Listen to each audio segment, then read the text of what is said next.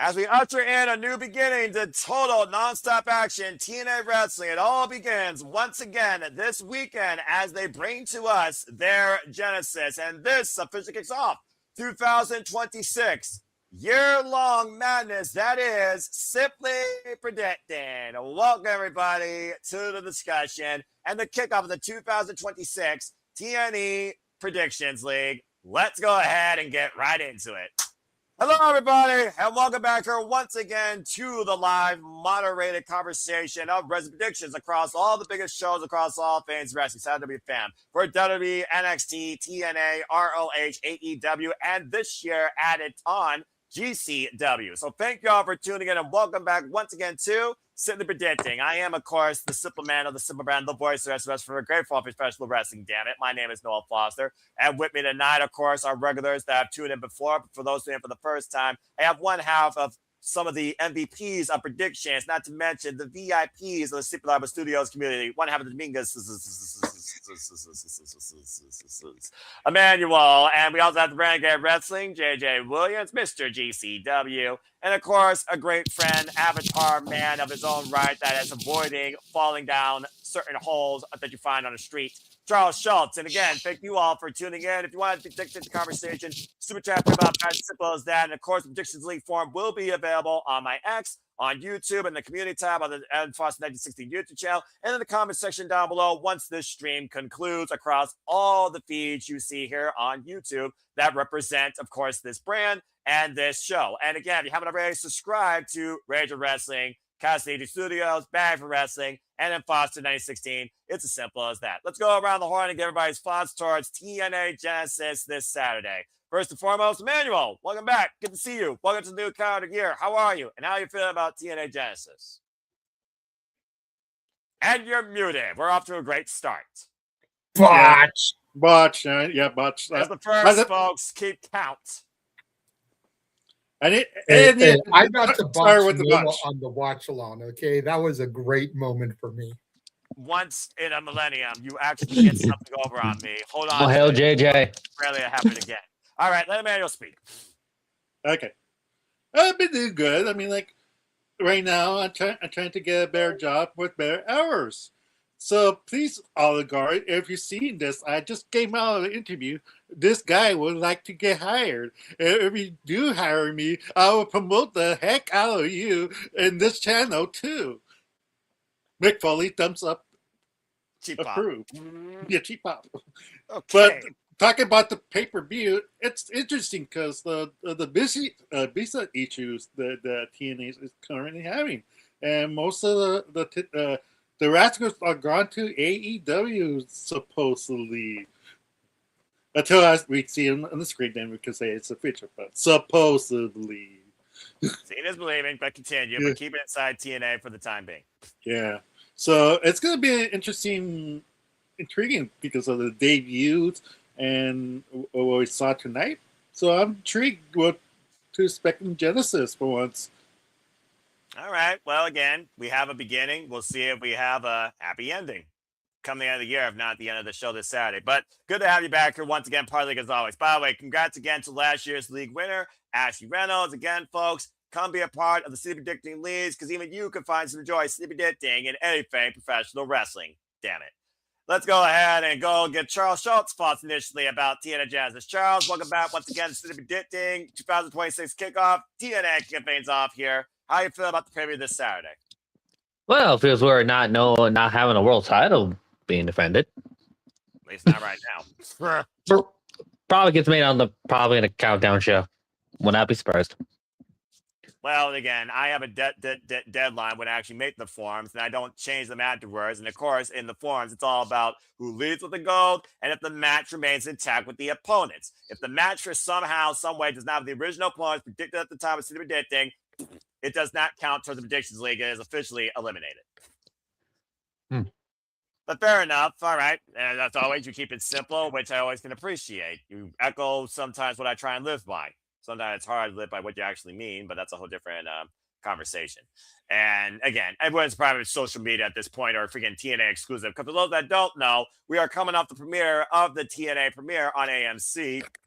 And we'll have spoilers throughout the night, so you have been warned, and it will be a ticker at the bottom below. That being said, let's go to Ranking Wrestling JJ Williams and get his thoughts towards TNA Genesis. Of course, he was part of the call, and the madness that ensued when it came to my blood pressure reaching an all-time high, and me showing that I could be color analyst as well as play-by-play guy. Walter, get ready for your new job. That being said, JJ, good to see you once again. How you feel about Genesis? I'm doing well. I think I'm doing better than you, but that's not hard after what we just saw. I do want to know from Charles if I should say something that could possibly get your blood boiling again, or if I should just keep my mouth shut. If it's about what I think it is, I kind of brought up somewhat earlier, before we went live. That's why. Because I don't think it's visa issues, Noah.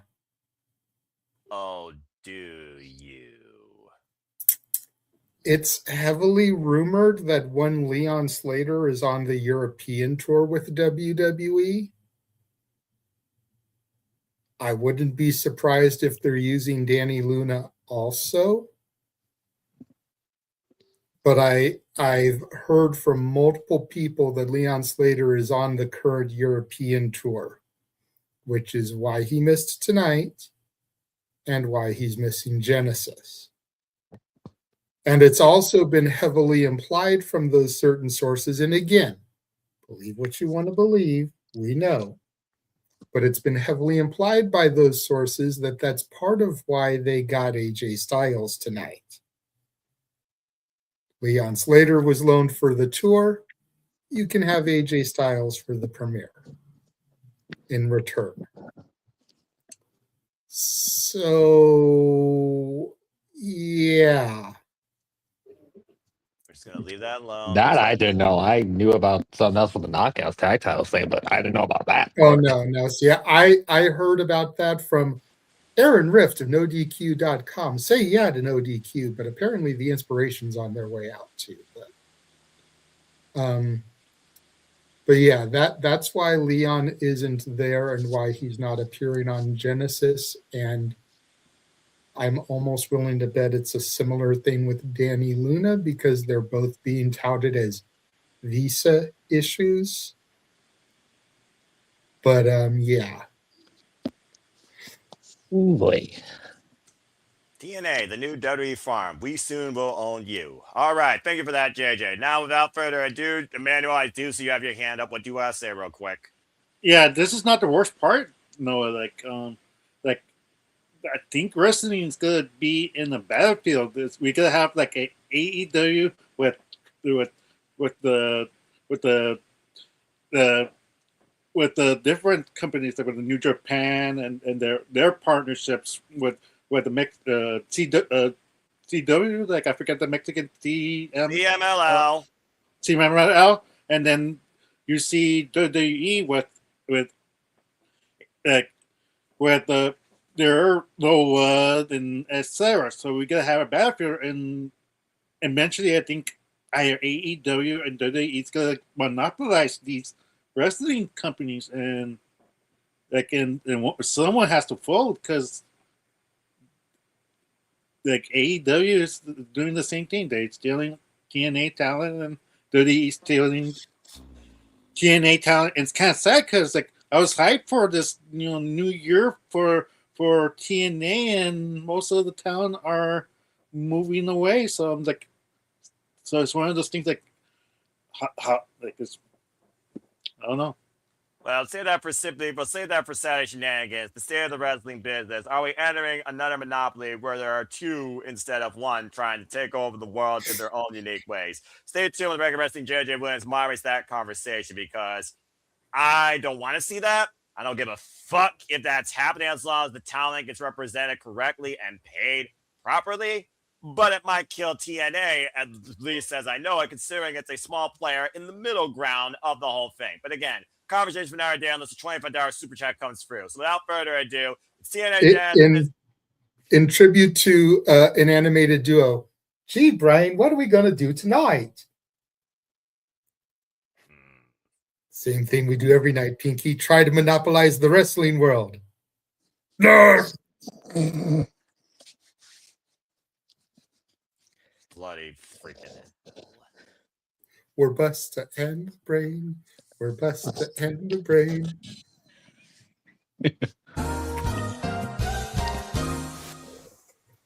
Word from our sponsor.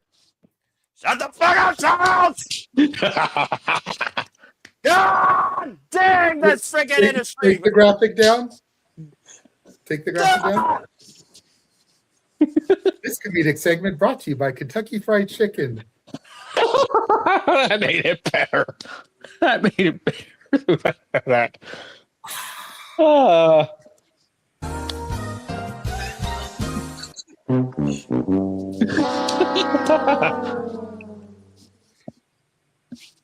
Okay, that being said, after that freaking intermission of utter introduction madness, let's go ahead and try to get fucking right into this shit, because now I'm in a whole different mood than I was before, and it's even worse than it was before.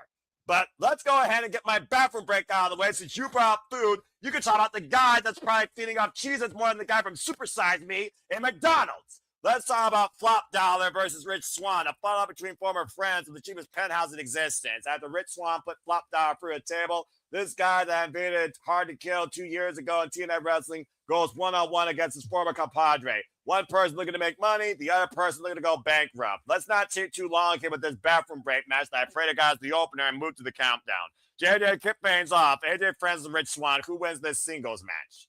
Why, I wasn't even hyped up tonight, except AJ drinking a fake-ass Timu Prime. Wins the Prime if he doesn't post it as Logan Paul.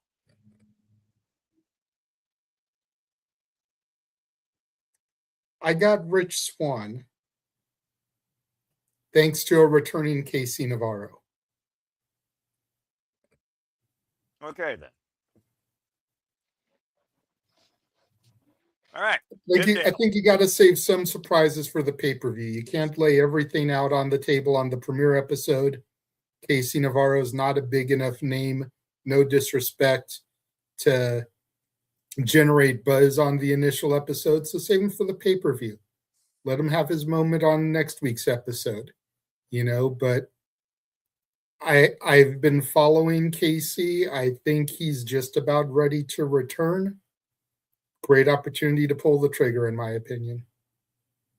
Casey Navarro and Rich Swann could also be a tag team, because Lord knows TNA needs all the tag teams they need, up and down the men and the women, just saying. But all right, fair enough. That being said, the opening bout has been Rich Swann. Now, for those that are tuning in for the first time, this is an open forum where predictions are subject to change. When the forum, of course, will be finalizing your predictions, and your predictions will only count towards at least if you fill out the forms and submit them before the deadline.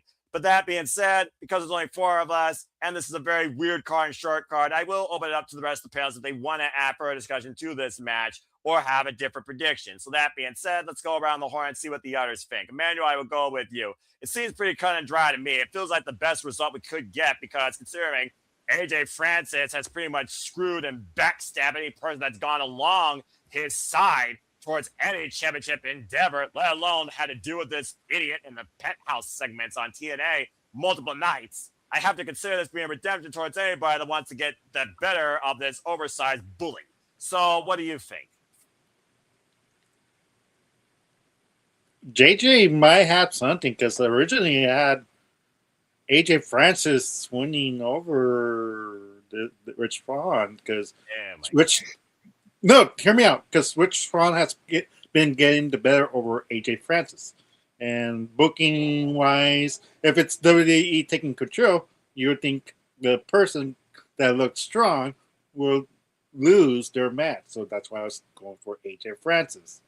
So if this is the case, then AJ Francis. But JJ brought a good point.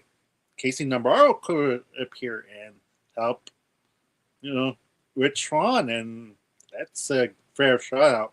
So my pick is still AJ Francis, but JJ might have something, and it might cost me a point, but but I'm just saying, like, he has a fair shot. Like, I admit to that. And I'd rather lose 1 point right now than and get it back later. So.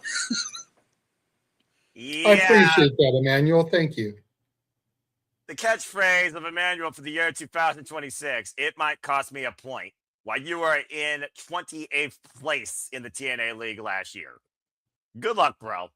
Okay, fair enough. Because Hey, it was at my least he was first in the top year. 30. Yeah, it was my first year. Like I didn't know TNA as much, so I don't know the booking as much. So that's why I was in 28th. So, but this is it's outside perspective, Noah. Hey, look, Billboard always focuses on the top 40. At least he qualified for the top 40. I'm just saying. Fine, I'll give you that. All right, that Gotta, being gotta said, find a way to put a positive spin on it. Charles, flip the coin, heads or tails, flop dollar, Rich Swan. Which side are you going with between JJ and Emmanuel's mindset? So which Swan winning? That's all. Oh, wait a second. Breaking news. This match is going to be sponsored by Cheez-It Grooves, now available in ranch flavor. Really? Really? Look, Walter's not here, so someone has to do it. Oh, God. Can we just endorse Rich Smith and move the fuck on and say Rich Swan wins, please, for the love of God? Rich Swan, if Rich Swan doesn't win, then this company's more fucked up than I thought. End of discussion. Jesus Christ almighty. Freaking pay-per-view match with these two. Are you fucking kidding me? All right, let's go ahead and move on from there. I am going to have an aneurysm before the end of the week, and I got to cover this shit Saturday night. Oh, and by the way, before I forget, as I always do, this is, folks, a pay-per-view. You have to pay for it separately, and then you get the TNA Plus annual subscription. The only way to watch this show is to pay, you heard me right, $40 for it on the TNA Plus app. Otherwise, you have to have the annual subscription to the TNA Plus in order to watch this, or you cannot watch it. So spend your money accordingly. Okay, that being said, moving on the countdown. Moving on. Golly, what the fuck else is on this card? Okay, moving on to championship conventions. Maybe this will actually get my mindset in order. You know what I'm saying, man? Because let's go ahead and talk about the Hardys versus the Righteous. Vincent and Dutch for the TNA World Tag Team Championships. Of course, the Righteous came into TNA last year, I believe at Final Resolution, and basically targeted the Hardys with intentions on seizing the gold. Two teams that have their own sort of enigma here. As of course we saw, and again, I did warn you folks, you will be receiving spoilers throughout the night on TNA and MNC. And think about the way, City, by the way, giving me that score update. Damn. That being said, we saw the Hardys and Elijah get the better of the Order 4 and 6-man tag team action at the expense of Jada's favorite tag team, the Great Hands. They're great hands for losing, all right. That being said, the Righteous assaulted the Hardys after the match, literally leashing Jeff Hardy's ear, what the fuck, with a padlock to the ring post and wiping out Matt Hardy with Jeff Hardy's own Swanton Bomb, claiming that this Saturday is going to be the worst day for you because we're going to take the tag team championships. So let's go ahead and see if you guys believe that the Righteous are righteous in their claims, or does the Hardys once again twist their opponent's fate? That being said, speaking of snapping and also bringing some grace, teleport again from the command center for City Predicting TNA Edition. It is our own Mighty Morphin Pink Power Ranger and my fellow TNA faithful NOLA partner, Dilla. Welcome to City Predicting. How are you first and foremost? And why don't you go ahead and open thoughts here for our current match, which is the TNA World Tag Team Championships. Is this the first one you guys are talking about? No, the first one was Flop Dollar. And we talked more about Cheez-Its versus Ritz Bits. The Hardys versus the Righteous. You know what? Like, the Righteous are okay. Dig what I'm saying? They're okay. But I feel like, I don't know. I'm gonna give it to the Righteous because I feel like if not the right, like they still need to build up the Order 4 and the Great Hands. They briefly touched upon it last year. So we gotta get the ball rolling on Order 4 for the Great Hands to be tag team champions. So for right now, I wouldn't mind the Righteous, but it wouldn't surprise me if the Hardys retain here. So I'd say the Righteous. Well, at least you're going with a different dynamic. And hell, the Righteous have been going after every other set of tag team championships and coming up butt kiss across the other company. I would actually like to see these two win the damn championships. That's why, dig what I'm saying. I dig what you're saying. Yeah, I'm with you. I'm going with the Righteous too. The Hardys have held these titles too damn long, in my opinion, holding down this division and other tag team divisions. If we want to change the outlook of TNA in this new era, you need to have new champions at the forefront. I don't think the Hardys need to be the guys always at the top. It almost reminds me of another two set of people and brothers that used to be on top when it had a tag team division in our company. We're not going there. But you need to offer a different dynamic. So I'm going with the Righteous, Dustin Vincent. I want to finally see them win an accomplishment, for Pete's freaking sake. And them being champions does reset the division, in my opinion, heel or face opposition. Dig what I'm saying? I'm glad you did what I'm saying. That's 2 for the Righteous. That being said, let's go right across the board to regular wrestling JJ Williams, who you did talk about the Great Hands. He's been lobbying for Great Hands with Sinner and Saint to become tag team champions. Hey. I've been saying that for a whole year since last year. All right, well, there you go. Great minds think alike. There's a reason why we are the Super Liable Studios family. We're also TNA faithful, at least you and I to the most degree. After tonight, though, I got questions that need answers, and I got resolutions that need to happen, starting at Genesis. That being said, JJ, you're on the bubble next. You got the Righteous taking it from the Hardys. You got the Hardys holding on to it still after Genesis. I like the idea of the Righteous taking the titles. I dig what Vincent and Dutch do. But I said on the commentary that the next tag team champions need to either be the Great Hands or Sinner and Saint. Therefore, I think that the Righteous are just another stepping stone for the Hardys. Sadly, I don't want them to hot potato the titles. And that's what I'm afraid will happen if the Righteous win, is that by sacrifice in March, the Hardys will get them back. Oh, just so that they can drop them to the Great Hands or Sinner and Saint. And if that's the plan, may as well just let them hold them for another couple of months. I think, to Datilla's point, we need to build the Great Hands better. But I also feel like that's something that can be accomplished by the time No Surrender comes next month.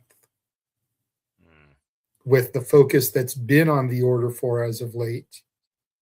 If the Great Hands get involved into this match and, the Hardys retained via disqualification type of thing, then we go to No Surrender and we potentially can build a triple threat match between the 3 teams,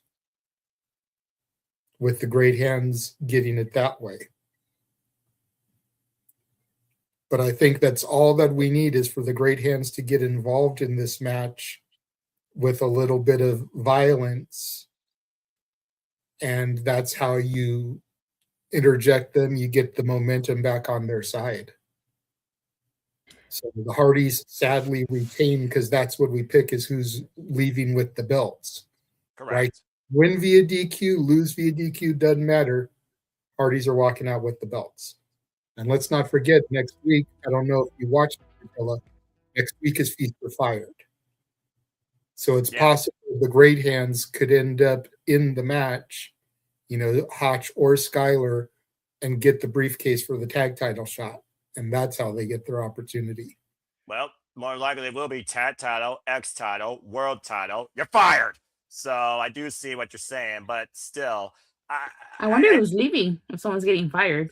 Yeah, right. Well, obviously we were saying on the call that they should have just kept JDC's retirement quiet, let him get the fired briefcase. Well, hindsight's 2020, but that being said,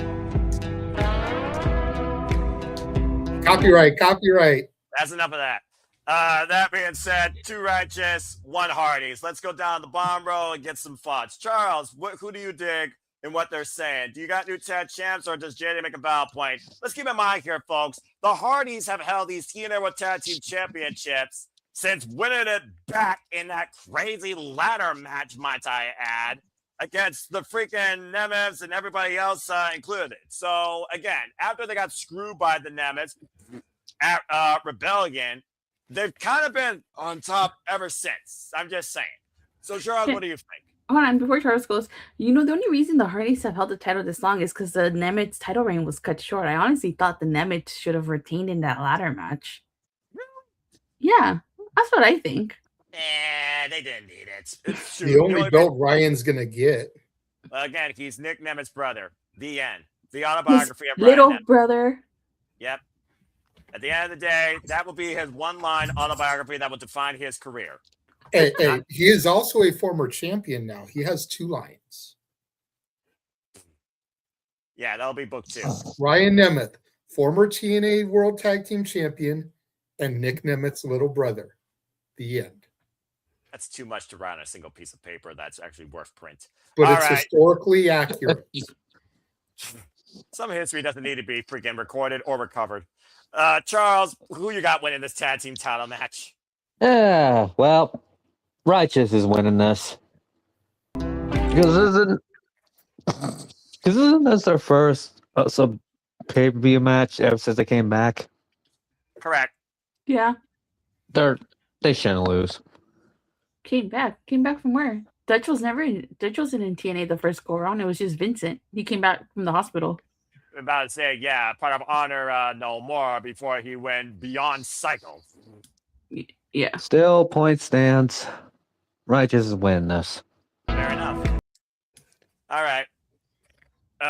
Emmanuel, let's see what you guys say here. Is JJ the R1 out, or do you dig what we're all saying, or are you actually going to go with JJ Williams? Dig what we're saying? Something like that. All right, enough of that. Anyways, no, I don't. The only reason why I think the Hardys is going to win, because of one thing. Who are you? Who are you? Oh, God.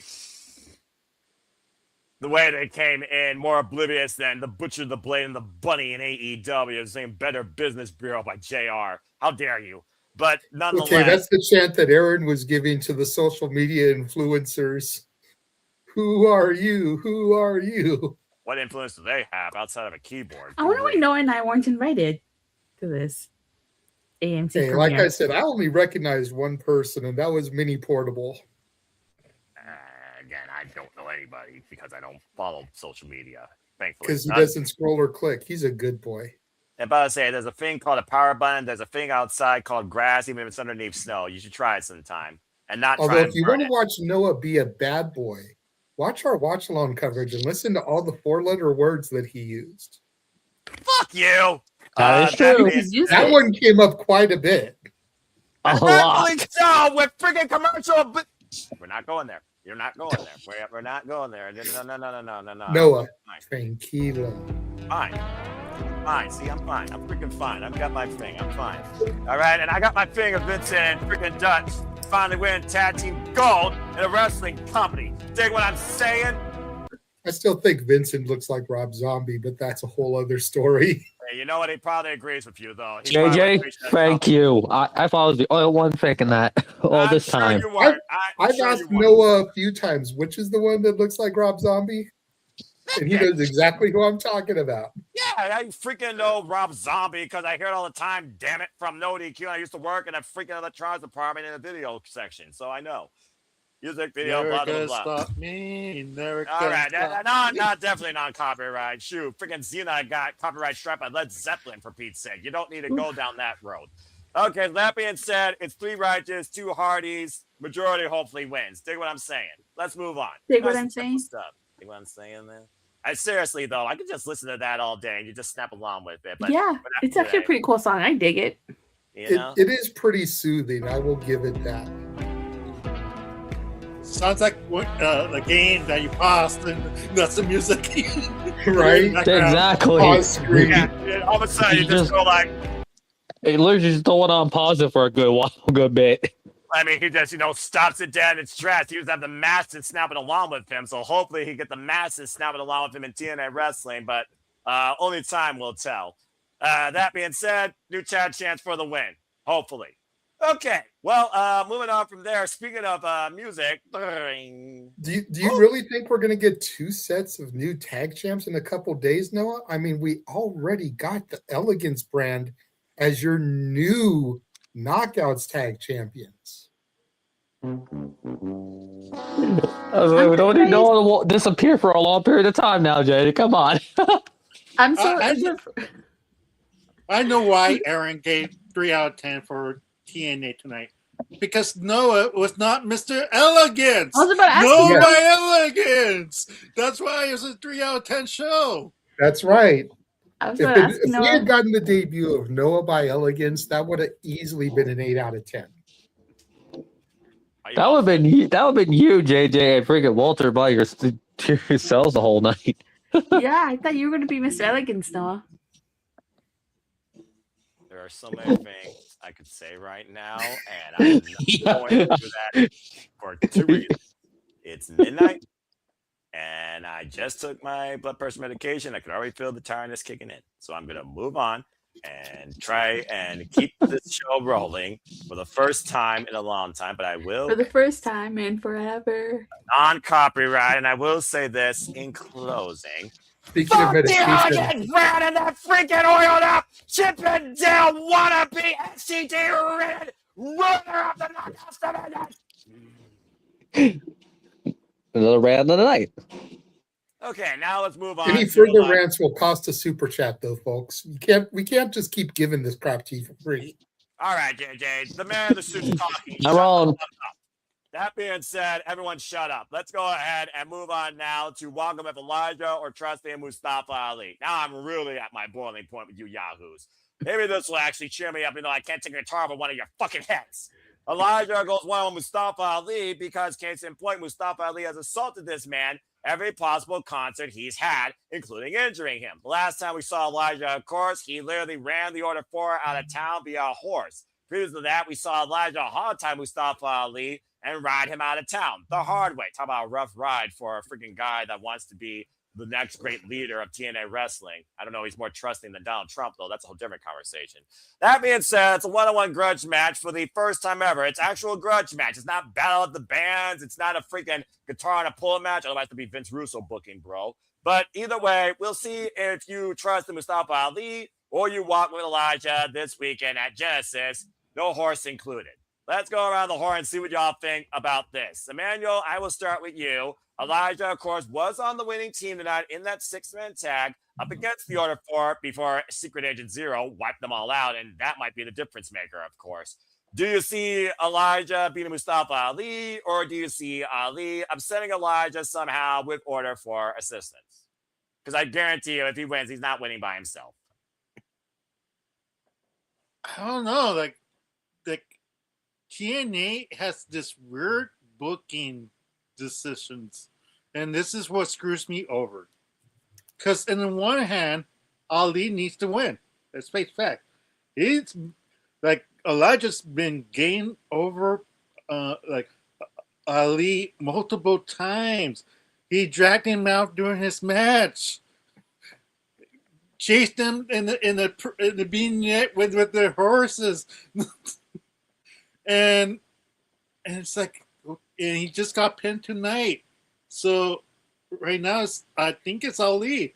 But if somehow, some way, Elijah wins, I think Ali's out. Because what's the point of him winning at this point? Like, it's like I lose a point because of stupidity. Because Ali needs to win this. But like me as a booker, as a WWE fan, that's what logic tells me. The heel needs to get over Elijah, who's been getting like the better of the heel. So Ali wins. Logic and wrestling don't belong in the same sentence, but I do agree with at least your prediction that Ali needs to win. And of course, Tatilla, we know that Ali just re-signed with TNA Wrestling. So Emmanuel, he's not going to just freaking grab his briefcase and go home out of the proverbial White House. So that being said, I do agree. In Ali, I trust by this, what's the word I'm looking for? This honorable means. I do think he's going to beat Elijah. And this time, it probably won't involve just a guitar over the arm. Maybe a different part. Because I know Ali's pissed off. But yeah, I agree. Ali's going to win. Tatilla, what do you think? Well, it's no secret that in TNA, we walk this way. Not copyright. And everybody knows that, ow, walk with Elijah, but I also trust in Ali. I have to pick Ali for this one. As much as I like Elijah, if we're gonna now that Mike Santana is world champion again, we definitely gotta be building up older four so we can have Ali versus Santana for that world title down the road. So I gotta give it to Ali for this one.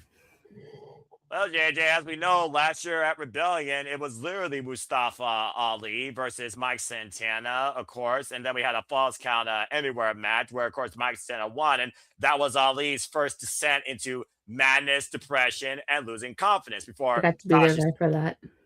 I know you were. Before Tasha Steelz, of course, inside brain that she is, who's been a different secret weapon, a master manipulator, of course, not only pushed Alexander to take on Ali, giving back his WrestleMania moment last year's anniversary, but has pushed the Order 4 forward to be a more stronger, cohesive unit. And with the addition of Secret Agent Zero, you would think that this would favor Ali, not just in this match, but maybe finally achieving what he wants to do this year with a very familiar foe. So, based on what Attila said, do you agree with that similar sentiment? Do you also trust Ali winning this? Well, despite the fact that we had Elias and Ezekiel on the watch long earlier, that was a great moment because that was ridiculous. For those that missed it, I had to switch cameras. So for a moment, there were two of me on the screen at the same time. It was weird. It was super weird. And they were both talking at the same time. It was like twin effect. I was like, what the fuck? That was the beginning of Noah's downfall. So Twin Magic? Yep, Twin Magic. You can look, but you can't touch. The non-copyright. And this night was beyond technical difficulties in and out of YouTube and AMC. Bite me to think otherwise. Continue, JJ. But as much as I do walk with Elijah, from the beginning of his TNA run, I have trusted in Ali. I've got Mustafa taking the dub here. Well, no, we literally got an Order 4 right here, and then Ali we trust. Ain't that crazy? Secret Agent Charles, do you make this unanimous? And do you also trust in Ali, or do you think Elijah gets the win here? By any means. Sorry, JJ, but I can't just stop walking with Elijah. I've been walking with that man since he should have been NXT all the way to now. He walks his way. Stop it. So I can't go against. I just can't. I'm back on Elijah. So Charles is Elijah's biggest Brody. Got it. Damn it, Charles. Hey. This should have been unanimous. Sorry, not sorry. Of course you're not. You played a manual card. All right, moving on. Kaiba. I think Emmanuel was going to play an Emmanuel card. Face down in attack mode or defensive? I beat it to the punch. Or face up. What it's a magic card, but anyways. The question is, does Attila have her chancla ready? I do, actually. Okay, this isn't about the man we can't see anymore. Let's keep it civil. What is it, Emmanuel? I'm about to say, the only person who's not going to have a good time with this match is Karen Owens. He's going to scream, I tell you, that's Elias. Damn it. Manuel, consider they were in the crowd during that Saturday night's main event, too. That was even more hilarious. Say, side note, the fact that they were next to each other at Saturday night's main event just popped me. That was just like, huh. And probably Kevin Owens is probably thinking to himself, oh, God, not again. Not again. I've been here before. I bad neck, otherwise I freaking powerbomb this man on the apron. He probably power drive him on before he does that. That's probably fair. All right, but then again, Elijah didn't piss him off. Ezekiel did, and again, Ezekiel and Elijah were the same person. Moving on. The shut it, Charles. Moving on. All right, moving on. Ezekiel was clean shaven. Thank you, JJ. Thank you. Thank you. Don't you start with me. Like, it's like Quan Cena and John Cena, like Mr. America and Mr. Hulk Hogan. Like the list goes on. I'm gonna lose it. I'm gonna fucking lose it. I'm gonna lose it. I'm gonna lose it here. I'm gonna lose it. Let's moving on here. By the way, folks, again, thanks to the early spoiler, as I just mentioned earlier. Indeed, there's a new face of TNA. The king has been slain. Mike Santana is once again the TNA World Champion. This match is no longer happening. Yeah, All I'll right. take the graphic. I was going to say, if we're being honest, I think the match will still happen. It's just going to be Frankie getting his rematch. You don't think Frankie would literally just go right in after it, do you? Yeah. I don't think They've so. been advertising this match for weeks, even before Santana had the opportunity tonight. I think the match is still going to happen. It'll just be Santana defending against Frankie instead of Frankie defending against Santana. All right, It's happened before.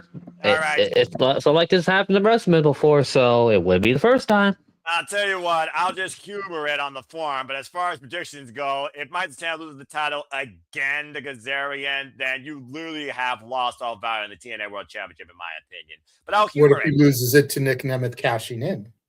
Should have Because happened. that's still a point that's lingering out there. Does Nemeth cash in and call a shot? Well, you thought it was going to happen tonight, and it didn't. So, again, calling a shot after the fact that we run this match back or calling a shot just to challenge him, you're just as good as mine. Either way, if Mike Santana loses the TNA World Championship this damn quick again after how short it was, and he lost the championship the same way before, less than 4 months ago, then you basically have devalued the TNA World Championship, in my opinion. Not like TNA already is questionable underneath my TNA faithful means. Whereas, again, becoming more of a freaking similarity than a damn alternative. But that being said, moving on from there, we'll see what happens. It will stay on the forum for now, but you Scroll Warriors can keep me posted if anything changes. And I'll leave it there until 5 p.m. tomorrow night because TNA, get your shit together and also make this pay-per-view value and matter. That being said, what does matter, though, is the history of Eddie Edwards and JDC as they gather for one final singles match, as JDC will officially be retiring. It's JDC taking on Eddie Edwards one-on-one in its final match ever. We heard a very heartfelt speech tonight on TNA Impact when it comes to JDC's connection going back to Eddie Edwards 25 years ago. Says that TNA was the best part of his career, the best locker room, and of course the system have literally worked TNA since TNA came back to life. However, JDC decided that this is it. Whether you call him Fandango, Dirty Dango, King of Strange, you call him whatever you wish, this is the last time you see him in the ring. You can trust in that. We also know next week, regardless of all this match, he will also be in TNA next week to announce his retirement officially, but also announce the newest member of the system. So is it a downgrade? Is it an upgrade? Is it just staying at the same version? You tell me. Either way, he wants Eddie Edwards to give him absolutely everything. Killer Instinct has to be applied. If not, JDC will apply it firsthand come Saturday night. So does JDC win his retirement? Unlike John Cena, unlike Hiroshi Tanahashi. That Tanahashi Okada match was so fucking good. Or once again, does JDC surprise us in the strangest of ways and be probably the closest person he knows in this business, in this final singles encounter? Let's go around the horn and get y'all's thoughts towards this. And we will start this time with Charles. Charles, your thoughts on this singles grudge match and JDC's final match of his career. Who you got winning?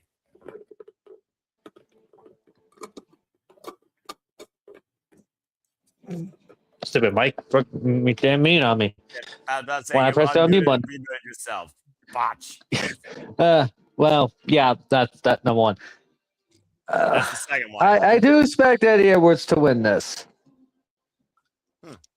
Now, I will say, though, personally, I still hope we hear Fandango's theme this night. Just saying.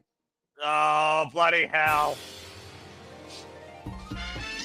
Get out of your system.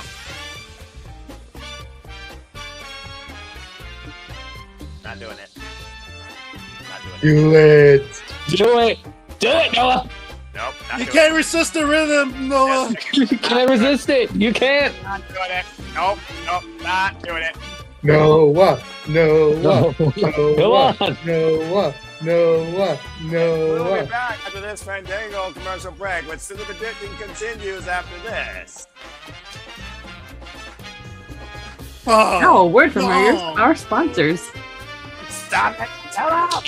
For all the people in the chat, he's doing it in the green room, all the graphics up, just so you can't see it. That's incorrect. Stay tuned for further shenanigans this Saturday, hosted by the Renegade Wrestling. JJ Williams will be moderating the weekly conversation of Wrestling Madness as we return back to Super Fitting in mere seconds. Thank you for tuning in. All right, enough of that. Jesus Christ almighty. All right, getting back on track here. JDC versus Eddie Edwards. Charles took Eddie Edwards winning, and I don't think we're going to see any fandangoing, but hopefully we'll see a pretty good match for professional wrestling, considering this is the same guy that beat Chris Jericho at WrestleMania. Let's forget. Oh, that's right. History wants you to forget about that. And he also did take Josh Alexander to a pretty good bout at one point when he showed how technical he was. So don't underestimate him. That's all I got to say about that. That being said, Mike Santana in his match with Mike Santana. Yeah, exactly. Let's not forget it was a freaking Texas Death match when, again, he was basically used as Moose Kid, called him like the biggest threat. That being said, why don't you go ahead and echo your thoughts on this match? Do you believe that Edwards is going to get the win as well? Does JDC surprise us? And we're retirement so far this last calendar year, no one's won the retirement match, it seems.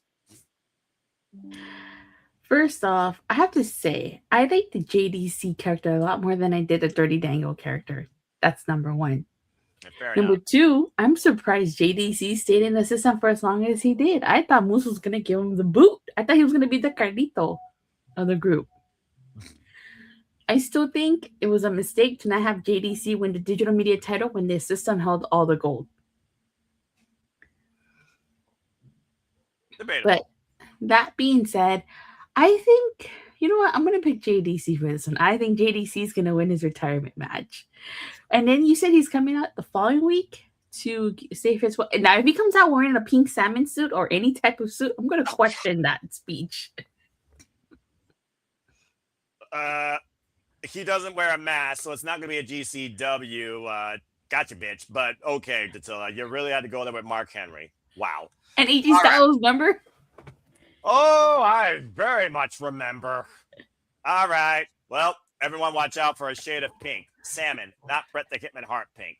Figure Datilla. That being said, 1-1. It's just one of those things where I do wonder. I've seen, like I said, I already called it the 3 biggest retirement matches this last calendar year. And again, everyone that was going to retire lost. And that's across all the different companies, folks. But it just feels like to me, Eddie Edwards, I don't know. I almost wonder if he is going to break out instead of being tagged alongside, most professional wrestler, Brian Myers. Maybe go after the TNA World Championship himself or go after singles gold. Maybe he wants to try and bring the international championship home. That needs to happen sooner rather than later. But I don't know. I'm of two mindsets here. And I don't think we're going to see, like Johnny Bravo did, for example, getting involved here as well, as you talked about his old gimmick. I don't think we're going to see Tyler Breeze either, although that would be interesting. Or Vladimir Kozlov. Yeah, I still can't believe that fucking happened. We're not in Las Vegas, to be fair, as well. But I just think, looking at what I believe the system is going to do differently this era of TNA wrestling, he called Eddie Edwards to give the killer shot. Plus, his wife's going to probably be out there. We also know she can be a difference maker. I'm going to go with Eddie Edwards here. I think the trend continues. It's one of those things right now. I feel like retirement wrestlers don't need to win the retirement. Why do you need to win when you've already given everything you could to the business? That's why you're retiring in the first place. Duh.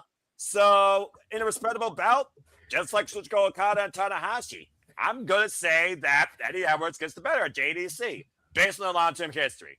I'm going with Eddie Edwards as well. So 2 Eddies, 1 JDC. Let's go and see what the other side's got to say. Let's go to JJ. JJ, what do you think about this? I got Eddie Edwards. It's tried and true formula that when you go out on your back looking at the lights.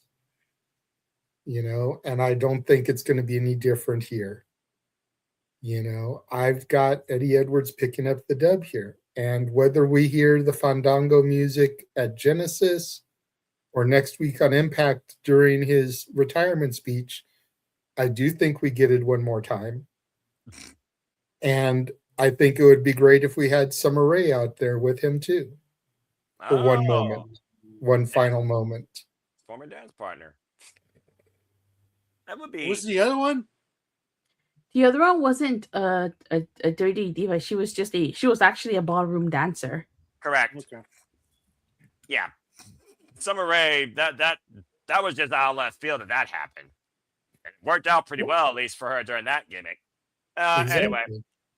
well, there you go.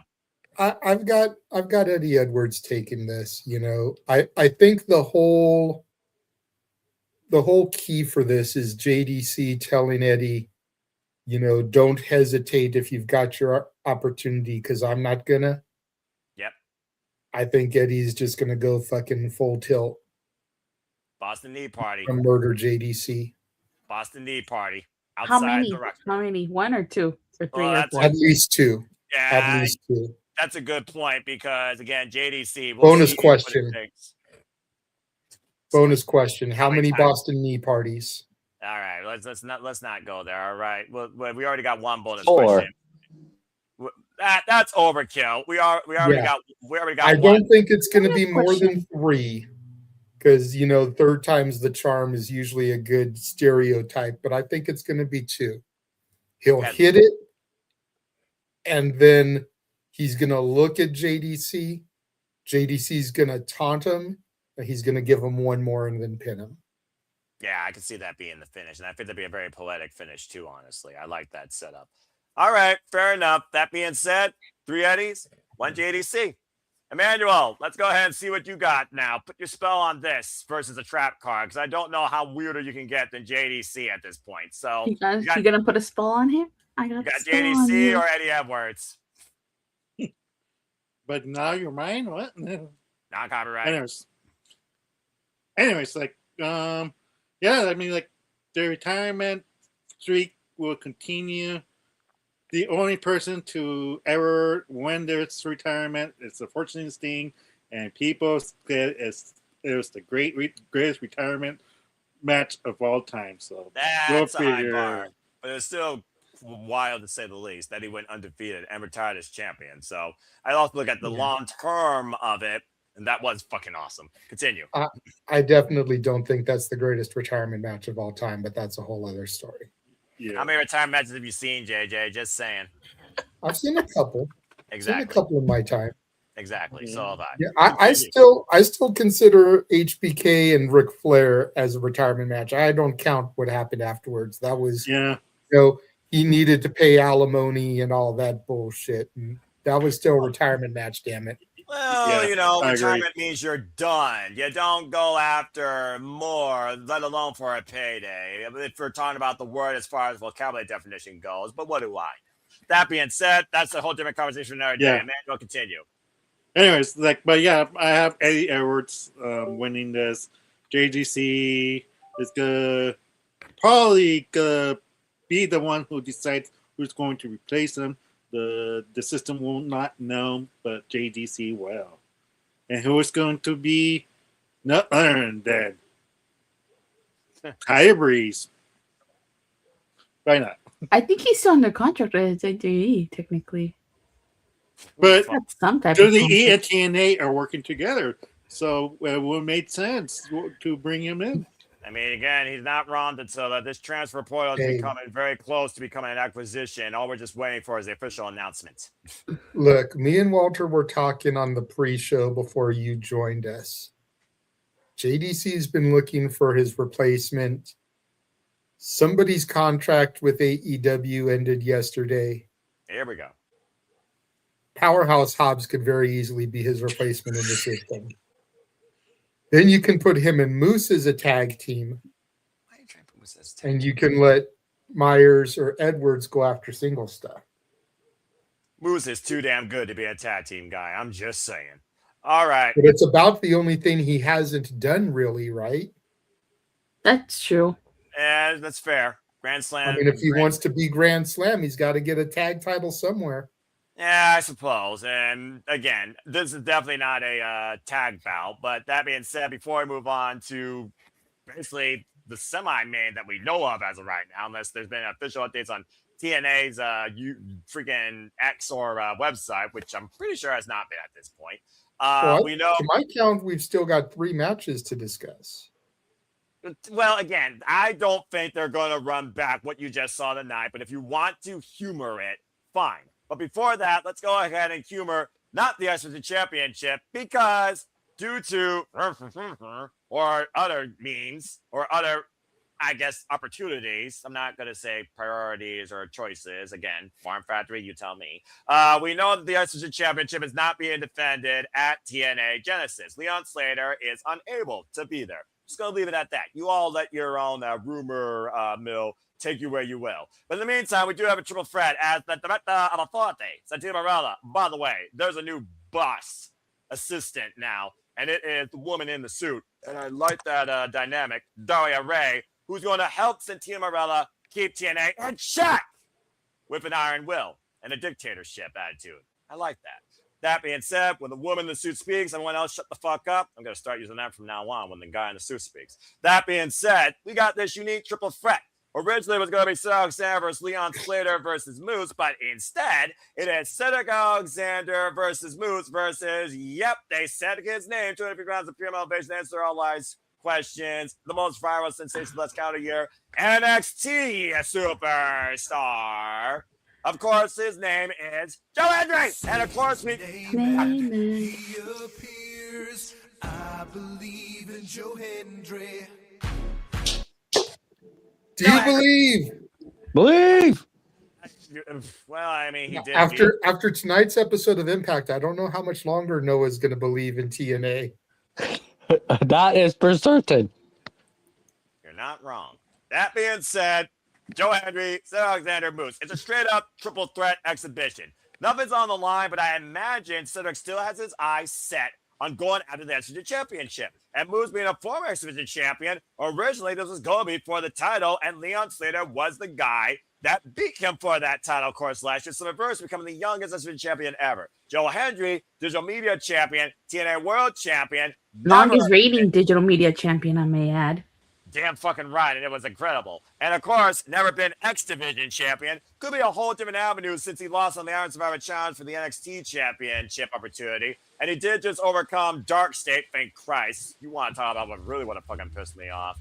Of course, this past Tuesday on NXT, after the Tony D'Angelo guy in a midlife crisis obliterated him and the other guy. I don't know what the fuck's happening in the Black and Chrome either. That brand is so lost. That being said, it's a triple threat, folks. First pinfall submission inside the ring wins. It is pride. It is confidence. It is maybe a future exhibition challenger. I have no fucking clue what's next after this.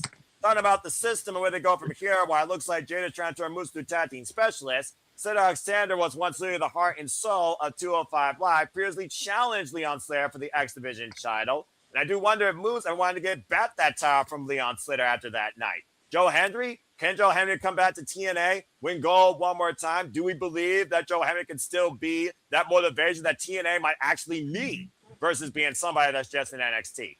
Let's go around the horn and get y'all's thoughts towards this. Attila, I will start with you. What do you think about this idea now that we got this as a triple threat versus the original idea for the X Division Championship? Do you still believe the winner can go on to challenge the Division title? And if so, who you got winning? I'm not surprised you started with me on this one for this match. Absolutely. It's a couple of things. Number one, I have to say, every time I listen to Creed's Higher, I can't listen to it without thinking, can you please get fired?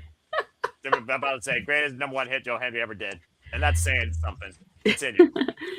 Number two, obviously Joe Hendry's not going to win this because he's no longer, I don't think, there's anything on the line, and he's no longer a TNA contracted talent. But I'd say Moose wins this because I feel like Moose is going to probably get his rematch. Leon would win, and then we get Leon versus Cedric. And the reason why I have Moose winning and Moose pinning Joe Hendry is because didn't Joe Hendry beat Moose? And we got Dancing Moose. I'm sure Moose wants to get his revenge. Yeah. Still one of my favorite matches to this day. I called that freaking .combat match with the TNA with the Sega Genesis spot. Sega Genesis, the Dreamcast, by the way, Premier System. You definitely botched on that as a Sega person. I'm disappointed in you. Fair enough. And by the way, I don't think Moose ever got his win back over Joe Hendry, honestly. Ever since Santino first came into TNA, going back further, Hard to Kill, when he low-blowed Joe Hendry and absconded with the Digital Championship for about 45 seconds. And then Santino restarted the match, and Joe Hendry won it right back. So, good point. But that being said, you got Moose winning. Yeah. Because I feel like Leon versus Cedric, you could do down the road for the X Division title. I think that Moose should probably get his rematch, and Leon Slater would probably beat him. All right, fair enough. All right, so we got one for Moose. And of course, Charles, we saw Moose recently go over to NXT to challenge for the NXT North American Championship. Failed. And of course, Moose, again, we thought originally he was the leader of the system. He's not. It's Eddie Edwards. But Moose is the face of the franchise. And to this point, he's kind of done everything in TNA, but maybe he wants to go wait back. a second. When Eddie Edwards become leader of the system, wasn't it always Moose? No, it was Eddie Edwards, because Eddie Edwards was the one that rebooted the system when it came to their poor momentum and confidence during that summit. It was Eddie Edwards that had the idea for that the whole time. Oh, it's not the first time Eddie Edwards leads a group, so. I mean, you're not wrong there, but at least this group actually has honor in itself, and it's honorable to TNA, and it actually seems like it's longer going and homegrown. But that being said, Charles, what do you think about this triple threat? Do you echo the sentiments about Moose, or do you think Cedric wins? Cedric did previously challenge Leon Slater for the X Division Championship. Maybe he can get a second chance.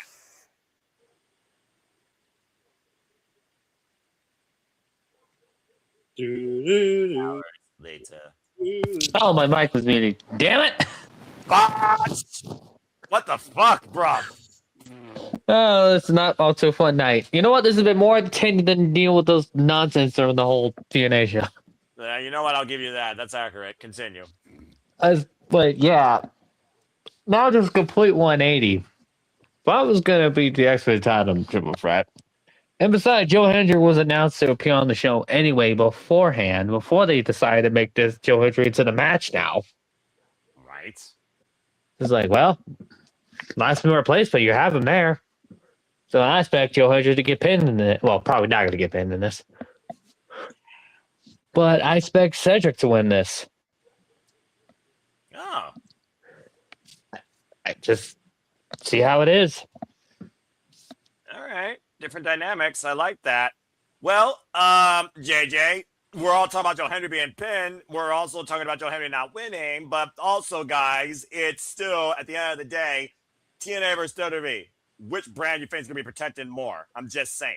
That being said, also a triple threat. Buffer, Fall Person, Cedric Alexander, Moose are TNA. Joe Hendry is NXT. Just keep that in mind as well with this whole transfer portal, company split, LOL, before acquisition happens. But also, Joe Hendry, again, he's never been X Division champion. Cedric Alexander was the champion of 205 Live. He was a cruiserweight champion. And Moose is the former X Division champion. So it'd be a different accolade. It'd also be another way for NXT to get gold from TNA. But maybe this one's justified if Joe Hendry actually spends more time at TNA, where he had a stronger run versus what he's done so far in NXT, being Dark State's bitch almost.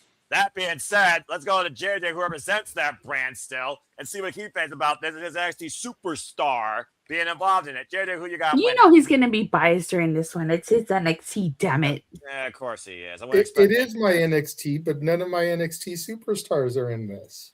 Oh, Joe Hendry's not an NXT superstar? I don't care if Joe Hendry is in here. I still consider him a TNA guy. He just recently came over. You know, it's like... to me, he's still a TNA guy, even if he's NXT branded now. And he has been dabbling on the main roster. He's kind of just been a utility player. Like, wherever they need him, they throw him. You know? I think the bigger thing to look at here, and maybe it's just my business-mindedness, but again, we touched about it at the outset of the show. Dattila wasn't here for it, so quick Cliff Notes version. Everyone is saying that it's visa issues, but Leon Slater is on the European tour with WWE. If Leon Slater is on WWE's European tour, they've probably got some pretty big plans for the kid. We could be looking at the very least, if not a buyout of the company, a buyout of Leon's contract. They just moved Javon Evans to the main roster. Javon and Leon have been a phenomenal tag team, bouncing back and forth between Impact and NXT. Raw's tag division is horrible right now. So I don't think that Leon becoming an official WWE superstar before WrestleMania is out of the question. If that is going to happen, Leon's going to need to lose the X Division title. I think it's going to go to Cedric. So Cedric's going to get the dub here to have the momentum. Plus, Santino told him in the little promo session that they did that you still got a title opportunity in your pocket. You know, because he's not getting the opportunity this time because of the quote-unquote visa issues. So I think Cedric's going to get the victory here. Challenge Leon, possibly at no surrender, and probably become champion. And then we may not see Leon in TNA again. It's a sad statement. But again, if WWE has him on their European tour, they obviously see big things for the kid. Let's just call it what it is. Him and Javon are two phenomenal young talents that very easily could be the future of WWE, especially in the tag division, That might which be again, Raw's tag division is god-awful right now. Javon and Leon versus the Usos at WrestleMania? Sign me the fuck up. I don't know about y'all. all right. So Cedric Alexander for the dub so that he can have momentum going into that match. Oh, if they go that route, then Agent Zero defeats Cedric and wins the X Division title for Order 4. To be fair, we don't know if Agent Zero can actually do a backflip, but it wouldn't surprise me if he Wait, does. isn't the It's X not Division about about weight no limits. limits? It's about no limits. Thank you, Datilla. Fair enough. And, I do get and that. after my comment tonight, I still want to see Special Agent Zero versus Special Agent Oso. You're crazy. All right. That being said, we got a Cedric, and we got a Moose, no Joe Hendry. And I'm going to say at this point, because it looks like we're dealing with Ali versus Santana in the World Championship picture, considering how long those two histories have been. Ali has been trying to become TNA World Champion now for the last calendar year. And who was the first obstacle to that? Santana. So I think that Moose being the X Division guy once again, it's not too far-fetched. You're trying to set up Agent Zero. I mean, hell, if you can't get the other agent, Agent Zero versus Moose one-on-one, I'm for it. X Division Championship, see what happens there. And I do think Moose is going to be more of a singles player in TNA because he is the face of the franchise versus a tag team guy, even if they bring power forward in the system. That being said, I'm actually going with Moose right here because I think Cedric can become X Division Champion again. But I think being a former X Division champion or TNA World Champion in that same plate would raise Cedric's stock even higher. We saw what it did for Leon Slater. Why can't the same thing happen for Cedric? For now, I'm saying Moose gets the win. So right now, it's 2-2. Let's see if Emmanuel breaks the odds or goes with the odd one out. Emmanuel, you're all that's left. Which person are you picking out of this triple threat? Well, first of all, shame on all four of you for not believing in Joe Hendry. Shame! I always believe For in Joe shame! Hendry. No, I you always didn't believe pick him. For shame, you didn't pick him. You didn't believe. You'd say he was going to lose. No, for shame. For you, all four of you. For All right, shame. all No right. one and I got on the Joe Henry train before any of y'all were on the Joe Henry train. Damn fucking right. Well, All I've been right. on the, well, actually, I've been on the Joe Hood train since his indie days, and I'm about to say, in Emmanuel, UK. how about you eat crow and be your own worst hypocrite? You going with Joe Hendry calling us out? No, I'm going to go for Moose. All right, then. All that build up, all of that build up. I And had then, to know with Emmanuel that the way he was hyping it up, he was going one of the other guys. Yeah, he was going yeah, one he was hand. gonna bait and switch. Quick, he was baiting us in. He doesn't have to pick which way he was swerving. That's why I was picking my manual card. Is that? I said Anyway. I put in a manual card for you two guys. Oh, that's Magic. I was going to pick. Magic the Gathering. Oh, Anyway, I don't know here's nothing about Magic Magic the Gathering. No, I don't know that either. That's a whole different conversation. Stay tuned. Yeah. Pop Culture Podcast. Attila and Barry for Wrestling. Our Pink and Yellow Rangers, the Sleepy Lava Studios. Anyway, man, continue.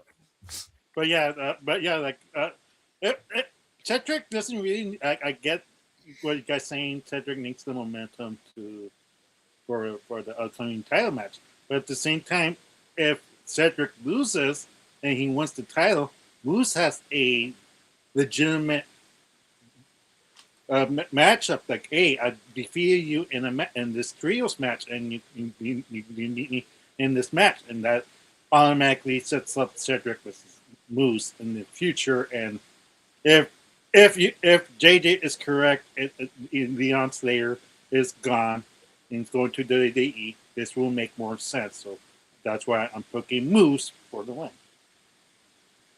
Fair point. Trying to keep it inside the company with the player they think is going to stay. So that being said, it's Cedric, Moose. Cedric and Moose all around. Very interesting. Well, either Nobody way, here believes in 252 pounds of pure motivation. don't say the name. Don't say that. Don't say that. Don't say that, and don't say his name. All right. What, Joe Hendry? Doug. His name and he appears. I believe in Joe Hendry. You did that on purpose. Goddamn right I did. Fucker. It's like when they didn't know though. Like, I know. Can we get a Nola? I was about to say. I'm so sad Joya got cut short. Uya Mara, like he starts doing great things in New Japan Pro Wrestling, but yeah, that gimmick was great, and we could always use more triangle, just like you use more cowbell with certain songs. That being said, I could use more proficient professional wrestling in the company I used to watch for it, and thankfully right now, at least in the singles division, the knockouts still seem to be at the forefront. But what the fuck? This was not on my radar tonight, because due to issues, Leiling Lee is not, keyword not, defending the TNA Knockouts World Championship against Danny Luna.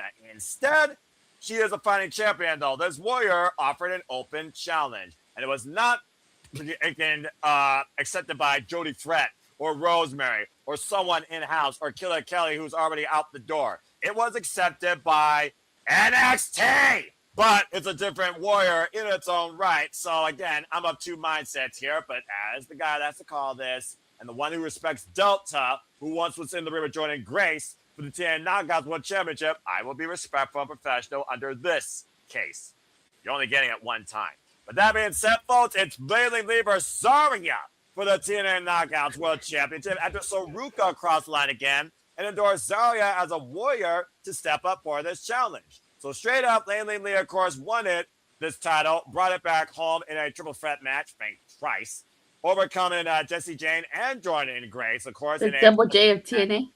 Yeah, exactly. And of course, Saruka, we all know Saruka crossed the line previously. She's never challenged for the Knockouts World Championship, but as a former NXT Women's North American Champion, speed towel, whoever that's fucking worth. Sorry, of course, to try to defend the North American Championship one time against the Glamour, Blake Monroe. I'm an injured Saruka. Forever. Also, freaking fell out of the speed towel. That's probably a blessing in disguise. And, of course, we've been seeing rocky ground with Saruka, but it seems like the two have found mutual ground once again, where, again, while you're trying to break up a legitimate tag team that actually could be something in the long term versus just, okay, two people from together, let's break it up. We don't need tag teams in WWE, despite the fact we got tag titles for all three brands and barely got divisions across all of them, without just putting all the champions in conglomerations. That being said, Conglomeration, what's the word of the day? You're talking about a company that has two women's tag teams, and then you want to shit on the Fed? well, the Fed has had how many times to be He got said you it? there.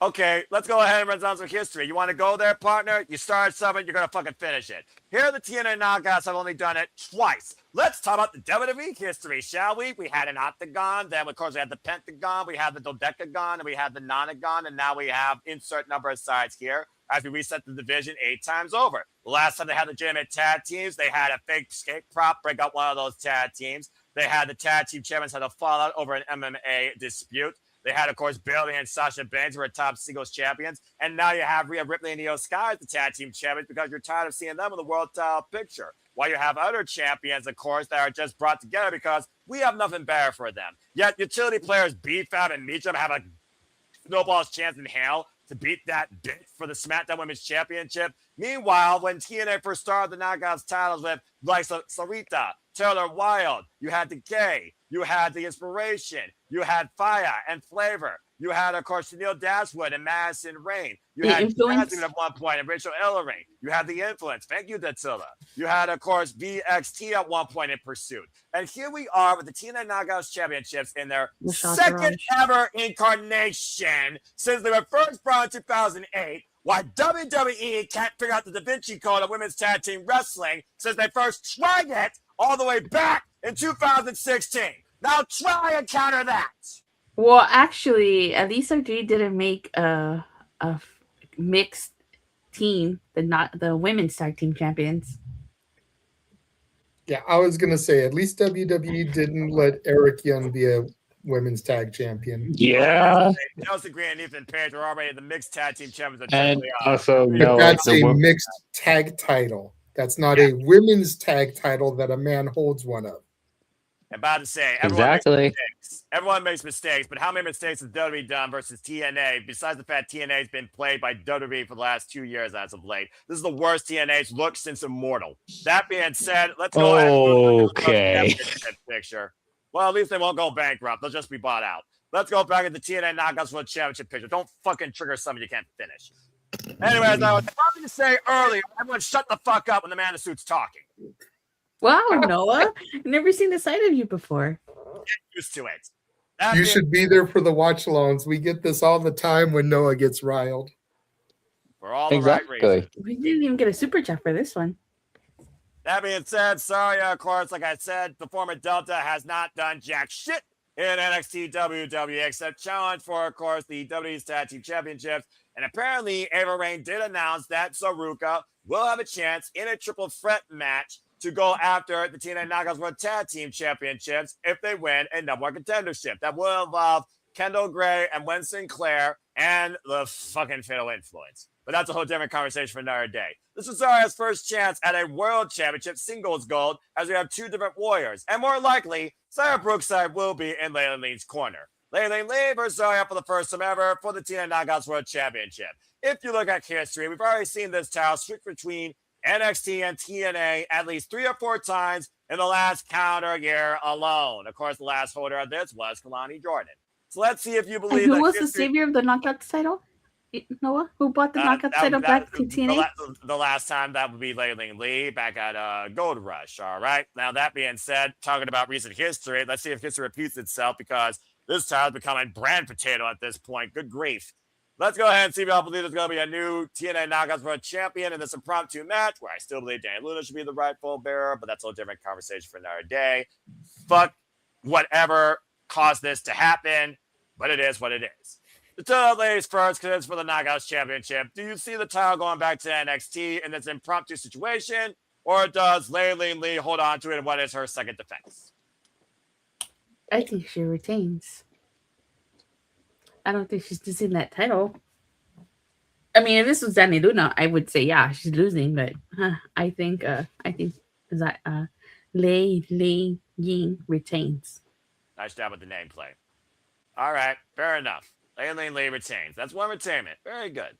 Okay, let's go down to, well, he left his chair. Let's go down to Charles and see if we got his mic in order right here. Charles, do you believe there's going to be a new TNA Knockouts World Champion, or are we just biding time till Daniel Luna incapacitates Layla Lee again and seizes the title for the first time? Because I really think that's on radar to what Daniel Luna did last year against the likes of Indy Hartwell, especially in that dog collar match. Since Daniel Luna went straight rogue and went into business for herself, she's been, in my opinion, the knockout with the most momentum. True. But I do expect the title to stay with the champ. And also, like how Noah forgot about Ash by Elegance bringing the title back to the TNA. I don't talk about that for reasons. He doesn't like Just- Elegance brand. Never have. I never know. will. That's why he couldn't. He didn't want to be Noah by Elegance. Yeah. We're still very sad about that. Well, get over it, because guess what? Not everything you want in life happens for a reason. All right, that being said, 2 Layla Lees. Emmanuel, what do you think about this match? Layla Lee, of course, who is coming off one defense against Sarah Brookside. Why did they start with that out the gate? I never will fucking know. Who the fuck is working with Carlos Silva and doing this shit? That being said, We know that the Angel Warriors, they probably also have eyes on the TNA Knockouts Tag Team Championships, and I'm sure that Saruka have their eyes set on also that as well. So that also might come into play because I'm sure outside parties are going to be in respective corners here. But I'd like to think this match is going to stay neutral, respected, in ring, non-chaotic. But I also don't expect the other people in TNA and NXT to stay too far away from this either. But that being said, what do you think about this singles match here? You got the champ retaining? Yes, I do. But this is the like, since JJ left, I was gonna tell him something. I say he might be dealing with something else here, so continue talking. We'll get back to him. But yeah, what the biggest shame is Zarya. Like when she debuted from NXT, that I was really expecting a lot from her because she did the F5, and I was thinking that man, they get to book her as the next female Brock Lesnar. No pun intended to her daughter, but that's my thoughts. And then nothing really happened. She's just a sidekick now for Soruka, and we've been waiting for this heel turn to happen, and they still haven't pulled the trigger yet. So it makes me wonder where the direction of Zarya is at this point, because she's going to obviously lose again. And she's been losing a lot lately. Like it's not in like a ha-ha moment. Like she's losing like if she's a jobber, and she's supposed to be credible as a strong woman. Like, and it's fascinating like that not that many people are talking about the downfall of Zarya. How she became a impact player for the woman for the NXT brand to not even be relevant. She's below Thea Hill. She's below. Yeah. That tells you a lot. No, like that's how I feel. The current status of Zarya. Well, I mean, She's truth be told, you're not wrong because Pia Hill actually won a fucking title. Yeah, and Zarya needs to enroll in Chase U. No, Yeah. no one needs to roll on that. That's why it 'Cause- died. at this point too, Ken the Great is even more believable than Zarya. A involved woman champion is more dominant and more credible than Zarya. I really prayed that she would have won the NXT championship. That probably would have made me have to watch NXT, but of course not. Yeah. Continue. You know what I think? I think Sarah just had the misfortune of being on NXT at the same time as Julia and Stephanie Vaquer. Yeah, and out Exactly. of those three, only one of them came out better from it. I think had she came in after them, I think it would be a completely different story. Yeah. So there's one of those talks that nobody's really talking about, but I'm talking about mentioning it right now since there's a Zarya match and she's actually in a pay-per-view, so I needed to bring it up. But Li Ying Li for the win. I love how so far no one's butchered this name, so I'm very impressed by all of you. All right, well, that being said, JJ, of course, we know that Lei Ling Lee, of course, we signed to TNA last year. Of course, first Singapore signed TNA Knockout. Really came a long way to winning her first World Championship, of course, at Gold Rush last year. Pinning the former champion Montag, Kalani Jordan, of course, in that triple threat with Jordan Grace. But it still feels like to me she's very much unproven. A mutual bout, two mutual bouts when you look at it. A mutual bout for closest friend, and now a mutual bout, I'm sure, with someone that shares a lot of that same warrior mentality, but was unsure of themselves. One from Australia, one from Singapore. And again, you could justify maybe the other half of each team is more recognized and respected than the other, but Leyland Lee's the one that holds the gold for the Angel Warriors, why Saruka is the more accomplished of Zaruka. So again, what do you think about this? What do you think the cause effect is going to be knowing Saruka also has a chance to come over contenders for the TNA Knockouts World Tag Team Championships on your NXT? And do you think that based on what Emmanuel said, all these losses, are we just one more loss away from typical WWE booking, tag team implosion? I agree with a lot of what my fellow Ranger Datilla said. You know, if this had been Danny Luna, I think we would be getting a title change. I think everyone would say that. But it's not. No. So we're going to have Lei Ying retain. I almost thought we were going to get the turn on Impact tonight. Because even though it was Zarya's music that came out, like I for a half a second, I thought Soul was going to sign the contract and just steal the opportunity.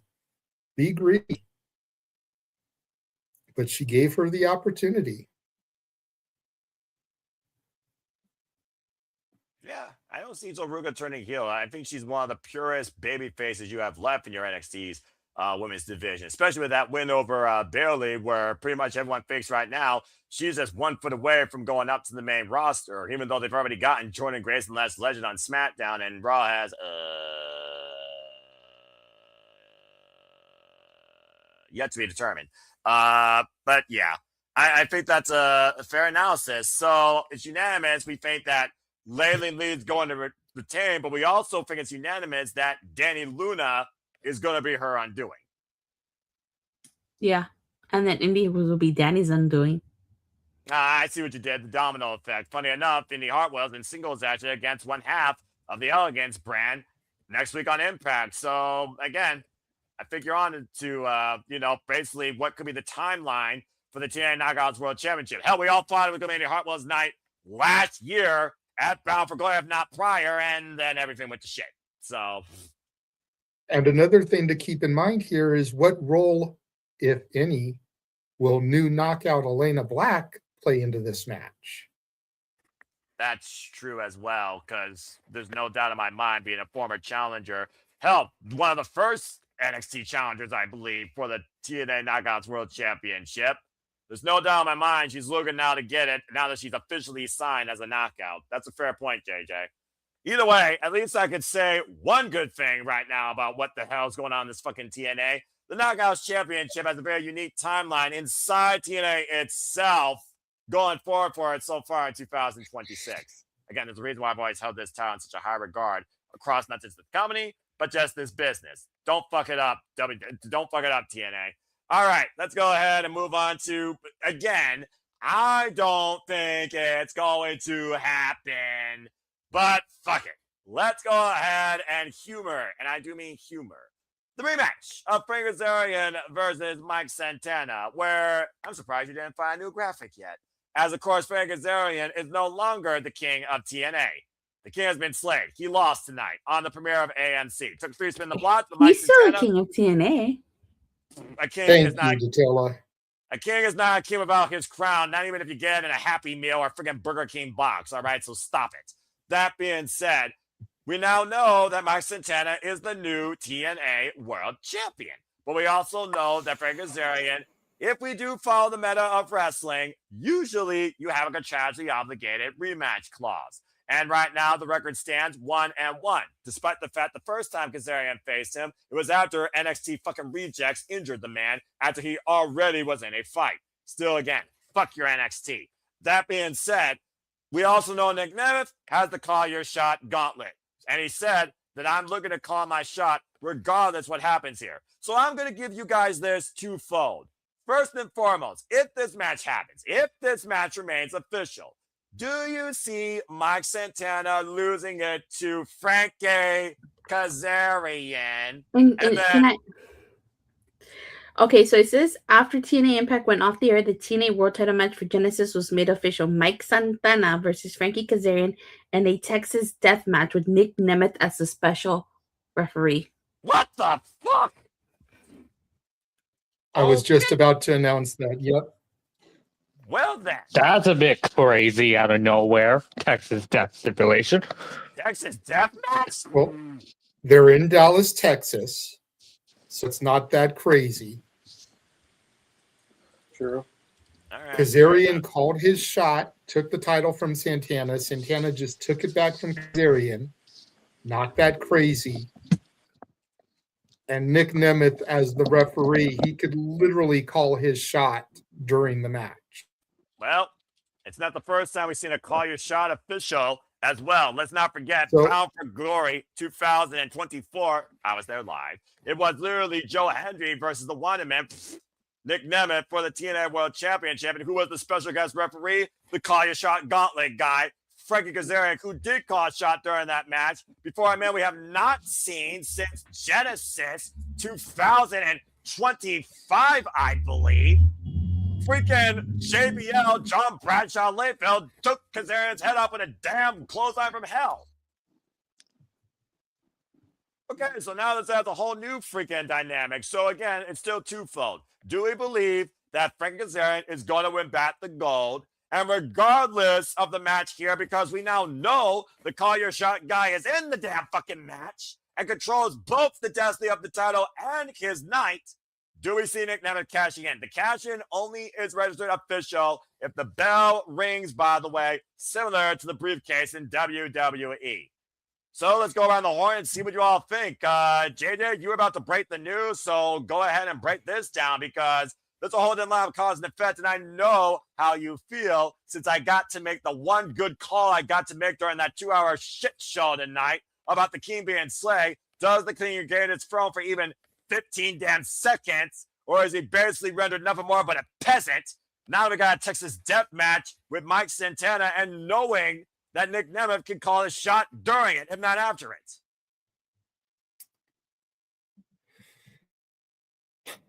The question isn't who wins. The question is, when does Nick call the shot? Does he call it mid-match or does he call it after the match? Because as much as to piss Noah and Walter and everybody else off, Nick Nemeth is walking out of Dallas, Texas.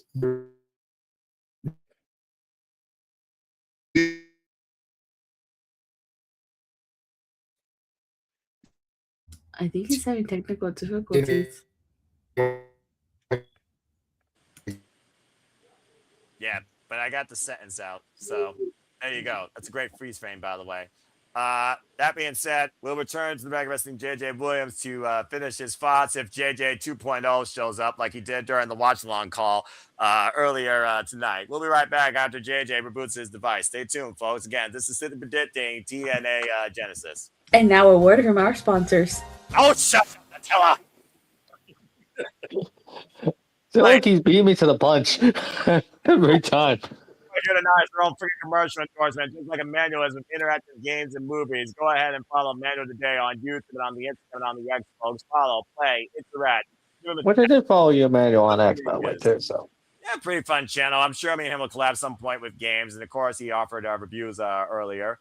Okay, That being said, while we wait for that technical difficulty to be figured out, again, folks, you want to be part of the Predicting, you want to be part of these panels, find me or JJ on the X or on YouTube. Stay tuned for the forum on my YouTube community tab and in the posts down below. And again, you're going to get all the City Predicting this crazy, if not crazier, throughout the year for all the biggest shows across TNA, WWE, NXT, AEW, and ROH, I assure you. And now let's go ahead. About to say thank you, Charles. And now we'll go ahead and return back to the Renegade of Wrestling, JJ Williams, to finish his thoughts here. Hello again, JJ. Please continue. So I don't know where I got caught off, but basically it's not a matter of who wins, but when Nick cashes in, because he is leaving Dallas as your new world champ. Damn, just leave it at that simple. Chagrin, much to Walter's chagrin, as much as everybody wants Santana to be champion, as much as I still want Santana to be champion. We have to look at this from a business standpoint. And I know you hate business talk, Noah, but it is what it is. You just had a premiere episode on a brand new network. You crowned a new champion. That's great. Love Santana, deserves it. Not everybody knows who Mike Santana is, though. People know who Dolph Ziggler is. So you want to gain traction, you want to get viewers, you want to build the brand. Nick Nemeth is your champion. Nick Nemeth is going to bring in the old WWE fans. He's going to bring in the casual fans. He's the name right now that is recognized. It may be through whatever's in Mania, Rebellion. It may be until Slammiversary in June. Santana will get another run. He will get a good run. But Nemeth is the one that's going to help build the brand on AMC. Nick Nemeth is going to leave Dallas, Texas as champ. All Wouldn't right. it be funny if Jay Bale stops Nick Nemeth? Because they are in Texas. That would be- Sorry, send your hate mail to me at ROWJJ Williams. But it is what it is. If you think about the history of TNA, every time they have made a major move to a network, they have put the title on a recognizable name. Raven lost the title to Jeff Jarrett. And a lot of people know who Raven is. But they put the title on Jeff Jarrett because Jeff Jarrett was a more recognizable name. Sting, Fair. Nick Nemeth is that recognizable name. Santana has buzz. Santana is known by diehards, but he doesn't have the name that Dolph Ziggler has. All right, fine. So bottom line, he's going with Nick Nemeth not only calling his shot, but he's also going with Nick Nemeth leaving with the gold successfully. And with the fact that, again, he's special guest referee, folks, versus just waiting in the wings on commentary backstage, you basically are going to be with twofold here. You got to pick Nick Nemeth to leave with the championship, which might turn into a triple threat if he catches in, or leave him with the championship regardless if he catches successfully. So good luck in answering both of those questions. That being said, he set the bar to cash in. Nick Nemeth leaves as champion. Simple as that. Let's go around the horn and see what the rest of y'all think. We're just going to go right around full clockwise here. So, Emmanuel, you're next. And it sounds like you echo a lot of what JJ was saying when it comes to business and recognition. So, is there anything further you want to add, or did he basically sum up what you were going to say 100%? First of all, I was going to say, the JJ who took the command center, did someone beat up Zoran back? They took it down. Alpha. Like, I was the Green Ranger. I came in and destroyed the command. Ay, ay, ay. nevertheless, yeah. He's the evil Green Ranger. He destroyed the attack, the command So I center, think got rid of Emmanuel Zordon wanna- and depowered Alpha. I think Emmanuel want to get on Datilla's good side before Datilla hits him with a chocolate. Considering all the chocolate right there at the ready, and Emmanuel Exactly. Anyways, back to my pick. yes, right. Your thoughts. Yeah, I mean, like, I think this is my question though, like legit question. So if Nick Nemeth is special referee, so he could actually be in a match and still be referee, going 1, 2, 3. I would not think so, because you go from rep to competitor. All right, okay, that's my own question, because then I'm thinking about like then man, like that referee has all the control. He could come as fast as he wants, and biggest screw job since the finger poke of doom. That would be good grief. because I was thinking of when Mr. McMahon was the special referee, and Stone Cold used his hand 1, 2, 3, and that's how Max Santana retains the title, and that's Nick Nemeth and Frankie Kazarian and laying down. I suppose we still has the the stripes. Then I guess that would be considered. Yeah. So that was my question, but yeah, Nick Nemeth, if that's the future for TNA. He is the most recognizable person out of the whole TNA roster, unfortunately. Everybody still considers Nick Nemeth's Money in the Bank cash in as the most memorable cash in of all time.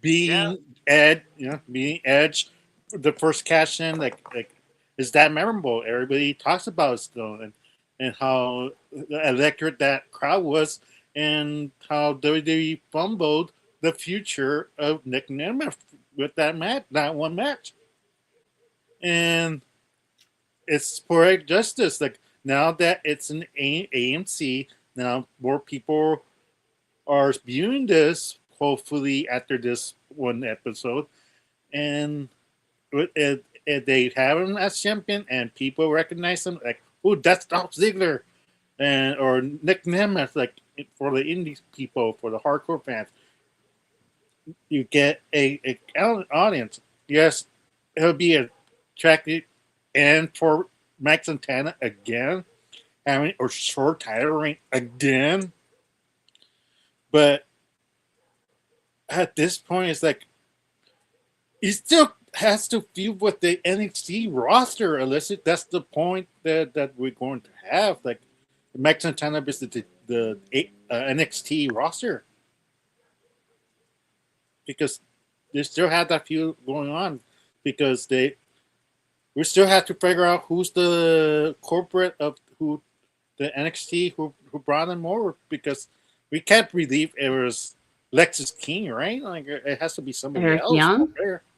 Hopefully, because you keep talking about the cleanse. Yeah, about to say he's never on this show. He was just sulking in the audience, and that's a whole nother aspect we don't know. What the fuck is the cleanse?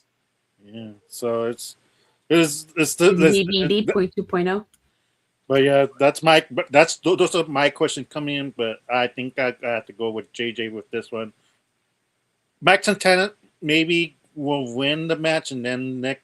That's how Nick cashes in. He's probably tired after that, or he finds a way to see his opportunity both being knocked out, and he cashes in his opportunity, and wins that way.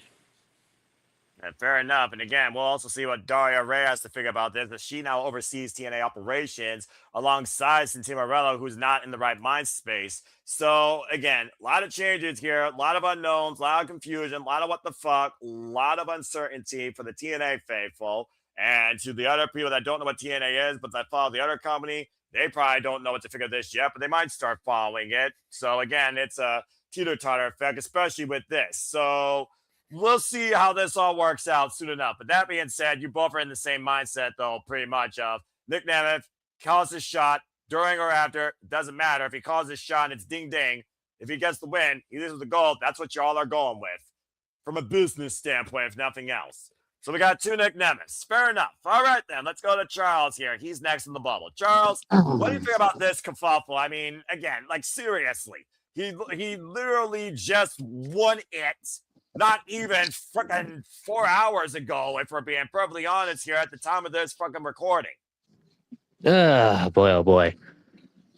The one thing I will say to the whole, if Nick does were to win the title on this night, at that point, you might as well just never get Mike Santana a damn world title run in this company. It was just going to be a short-ass champion one going forward. Right? That's number one. And number two, since it's Texas Death, I'm assuming they're going with the full-blown pinfall version? Or is it going to be where it's still going to be a count of 10 at the end of this? That's a good point, too, because they always confuse that. I remember when Vicky James and Deonna Purrazzo wrestled, it was a 3 count, and then it was the 10 count, unable to answer. When Ethan Carter III and freaking Bully Ray had a Texas Death match, I think theirs was literally just about unable to answer the 10 count. So that's a good point. That's the other thing to take into consideration on this. So even if Emmanuel saying it would have pulled a Stone Cold finish, that'd be kind of pointless if it's freaking.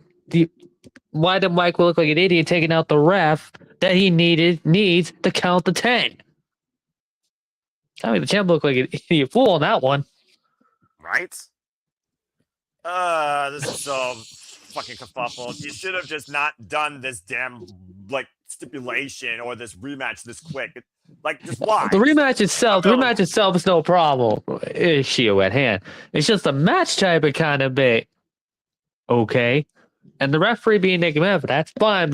That's fine because you can figure out what he could do during the match or after.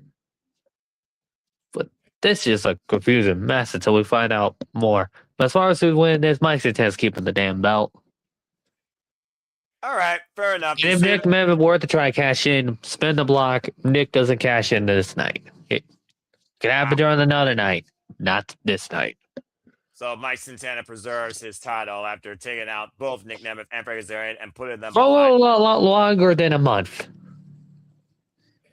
How about longer than freaking 2 days? Exactly.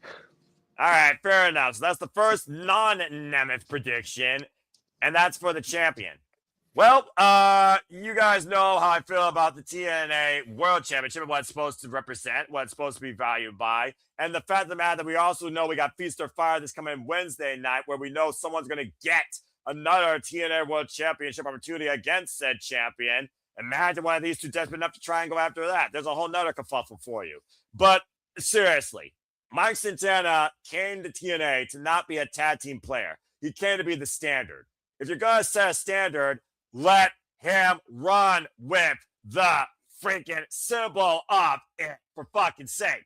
Mike Santana wins, whether you get Joe Smo from Kokomo, JBL, some rub from the past, you get Shark Boy in here to defend him or go up against him and go heel. I don't give a fuck. If Mike Santana loses the TNA World Championship again due to dubious circumstances, God forbid your NXT gets involved again, fuck this company because it's not TNA, it's a fucking WWE plant. Let Mike Santana have a fucking chance for once and make me believe that TNA still matters again as being an alternative and giving others a fucking chance. Mike Santana leaves fucking Texas with that fucking championship. And a discussion. Whoa, Noah, potty mouth. Potty mouth, Noah. You should get a... I've had enough of this TNA, WWE, NXT, Timu nonsense for the last damn month. Should we get you a swear jar? Do you need a swear jar? Put a You realize, Ash, and I don't, wow, fuck my life. Till you realize that swear jar is going to be goddamn full, freaking full for months and months and months worth of it. Oh, I'm just gonna pick for this one. Yeah, you finish this out. Okay, I'll pick Mike Santana for this one.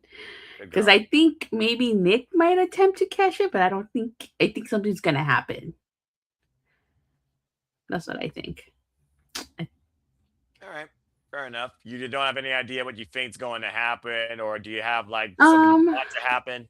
I think maybe somebody might try to stop Nick from cashing in. You know, like I said earlier, imagine it's JBL because they are in Texas, but I don't know. I mean, to JJ and Emmanuel's point, wouldn't surprise me if Nick Nemeth does cash in and, you know, leave as TNA World Champion. But I think that he might try to cash in, but who knows? Somebody might stop him. Maybe a debuting wrestler? I don't know. That's a good point. It's also a pay-per-view. JJ talking about don't pull all the surprises out early. Someone else could cross the line for the first time. So, fair shout. All right, then. Manuel, I do see your camp. That being said, the ballot's been set for 2 Nick Nemeth and 3 Mike Santana's. And as far as Nick Nemeth calling a shot, everyone to the degree thinks he will, but a couple people think he's not even going to get the chance to because he's going to get his head taken off with spin the block. Fair enough. Emmanuel, what do you got to say real quick before we finish this crazy thing out? I just, like, Katilla just said something and it struck me. JBL. What a concept. Who has been JBL's accomplice since Dolph Ziggler, Nick Nemeth, became TNA champion? Who helped him out most of the time? That would literally be the man that is being called John Texas Ranger, who I saw come out in Detroit and literally deck Frank Kazarian, much to my happiness, at Bound for Glory 2020 freaking far. Yes. And we still don't know their relationship, why JBL is helping out Nick Nemeth holding the title. We Yeah, we never never got an got that. explanation. I mean, the last time we saw JBL even in TNA was what? Freaking 2025 post Genesis, I believe, TNA Impact, and then never again. So it would be poetic if JBL actually helps Nick Nemeth win the title again. Oh God. There's a possibility because the Taylor just said they're in Texas. JBL could actually help Nick Nemeth out. That's the craziest thing, and it'll be so out of left field because no one's talking about it. I don't even know the last person JBL took the damn head off right now in the business, honestly. So I'm sure he's still walking around the independents, just wiping people out for no real reason. So I know it's a little far fetched, and especially because it's not El Paso, it's Dallas. But what if Chavo comes to Mike Santana's aid and like Nick Nemeth tries to like cash in, and Chavo stops him? Hey, stranger things have happened. I mean, this is TNA. This is the place where the strange show up. Ooh, Chavo. Don't bring that up. JJ, I do see your hand. What do you guys say, real quick, bruv? Hasn't JBL been doing commentary for AAA? Has he? Yeah. I think so. Yeah, he's been doing this. Same day as Genesis. So I don't think JBL could be involved. Fair enough. Fair enough. All right. Again, someone's going to cross the line or cross the border. I don't know what happens first, but something's got to give in Texas when it comes to Santana. Damn it. Santana, Kazarian, and Nemeth being the TNA World Championship picture. Something's got to give. That's all I got to say about that. Charles, I did see your hand. What you got to say real quick? Now let's say EC3 might show up after this match and stop, or during this to stop Nick Nemeth. What the fuck are we still trying to bring EC3 back into TNA? Seriously. Hey. Free agent. Exactly, and he's been in these little vignettes he's been posting. He's been showing a lot more TNA footages, so it's like, I mean, he's headed back there. We did just see Dixie Carter tonight, and I didn't think I would see that. Which that was not surprised how the crowd reacted. Yeah, you think? Put out the damn building. All right.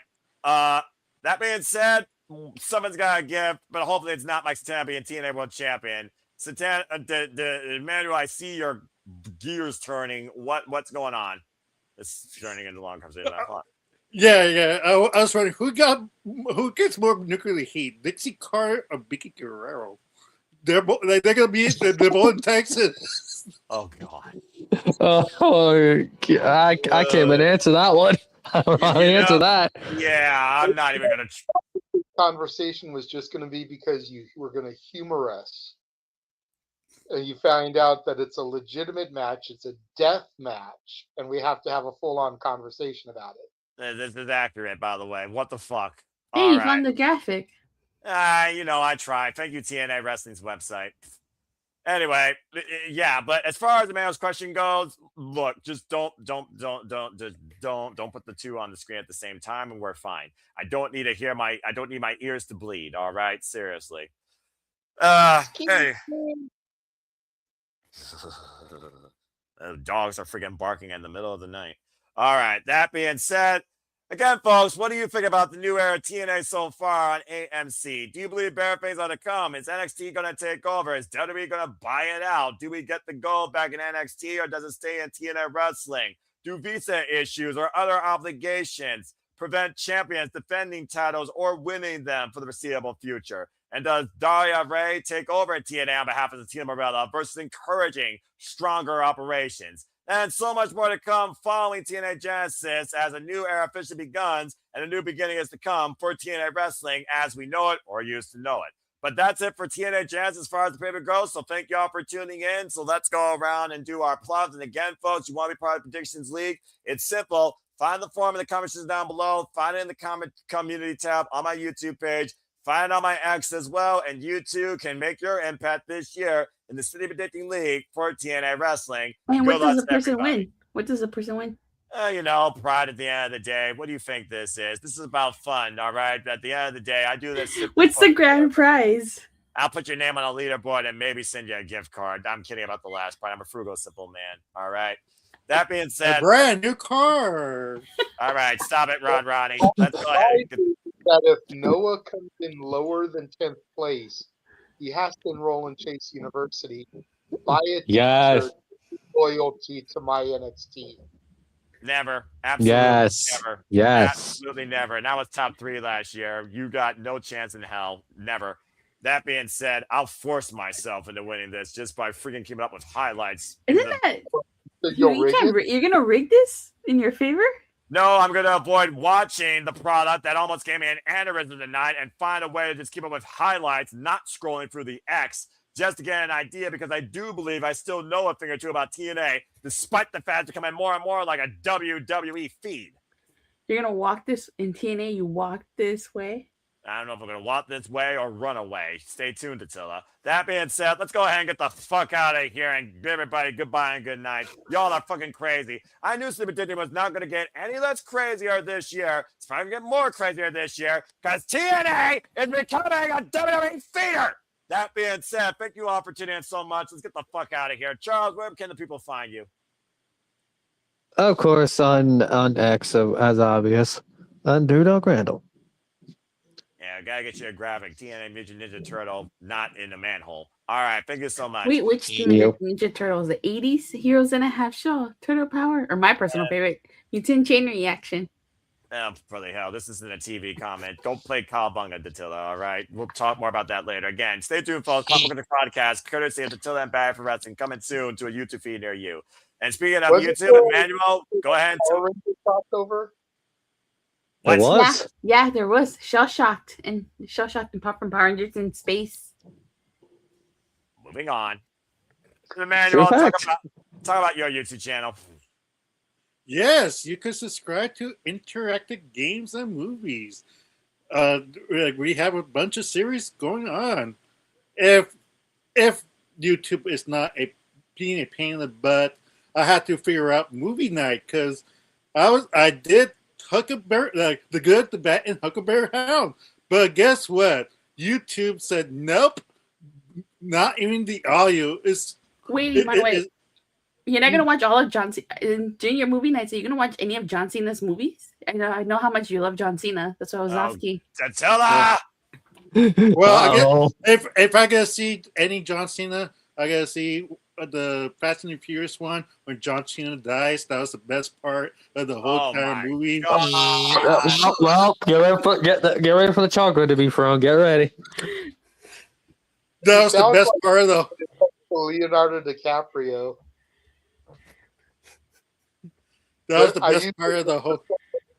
Who loved DiCaprio, so I put on Quick and the Dead, where Gene Hackman guns him down in the middle of the street, and I just kept rewinding that part over and over again. What I wouldn't give right now to take a bazooka to a bullet and blow you all up. Moving on, Emmanuel, finish your plug. What do I do? You're not the only one I allow to survive. Continue, Emmanuel. But to continue to tell, yes, I will see a John Cena movie and criticize it fairly. Because it's not John Cena, the person in WWE. It's John Cena being an actor. Like, his acting career is in my opinion, because I saw The Marine. It was I saw the Transformers Part 2. It was I could continue on, but please don't. Yeah, but yeah. So I just figured that out. If not, then I have to probably see movie night and Twitch. At least I'll do something for free. But something for free. You do yeah, something. Do something it's for Doyle free. now. Yeah, but unfortunately, Warner Brothers was being rude because it was just audio and me talking over the movie. Go figure, that got copyright all over the world, but that's a different story. But yeah, see my games. Like, if you want to participate tonight at playing Clue, Tonight is Clue night. If you I want to like Clue. Clue, yeah, Clue. It's for free. You could download it on your phone, your Android phone, or your Apple phone, whichever you prefer. It's for free, and all you have to do is download Cluedo, and I'll give you the code, and you could join, play along. Have some fun. Tomorrow is going to be the game of life 2, and then and so on and so forth. I have a schedule, so. You ever play Among Us? Oh Among God, Us? no! I, Oh, yes. I need the people to actually join. 1, but I 2, don't mind. 3, 4. You have 4 people right here that can play Yeah, Among Us with you. Throwing you all yeah, out of the airlock. Wow, man. Noah. Wow. Yeah, So those the yeah, imposter then. Got it. yeah. Among Us, even like we could play Among Us, like we could play anything that's for free. That's become more convenient for everybody. So. Oh, good grief almighty. All right, well, I'm sure that's to come in collaboration with Super Reliable Gaming. Stay tuned for more on that. Thank you, Emmanuel. And again, folks, you can follow Emmanuel and Arlene, who I'm sure will be involved once again in NXT and WWE. As always, follow Dominguez on the social media. What? We should read Brooke Gilbert, my favorite wrestler of all time. Gilbert. You know what? Maybe I'll do. You know what? Maybe I'll change it up. But you gotta find an opposite to that Arlene can try and combat you with. Gilbert doesn't have any options. Everyone has beaten the shit out of Gilbert. That being said, thank you, Emmanuel. All right, and I know again, I'm not wrong. Thank you as always, Emmanuel. God. Okay, let's go now to the Rank of Wrestling JJ Williams, who will promote that bitch that moves in slow-mo and other stuff that he's sure to do with movie reviews and so much more. Actually, you know what? Because she's back, you get the other graphic. JJ, tell other people can find you. You can find me on Instagram, the Renegade JJ Williams, YouTube Casa D18 Studios, X ROWJJ Williams, and Casa D18 Studio. No S at the end of studio on the X. That's where you'll find me participating in the spaces and whatnot usually. Also, make sure you follow the Simply Reliable Studios on X at SR Studios 2024. And yeah, got movie review content, music content coming up. Trying to collaborate and potentially do some Power Ranger content with Datilla over the course of this year. But I'll let her tell you a little bit more about that when she does her plugs. Sound good. But yeah, be on the lookout for all that. And if you guys haven't already, Noah kind of touched on some of the other leagues, but make sure you join the GCW Simply Predicting League. We don't do the videos for them every show because a lot of times there's 3 or 4 shows a month. That's Right? too much to try to do.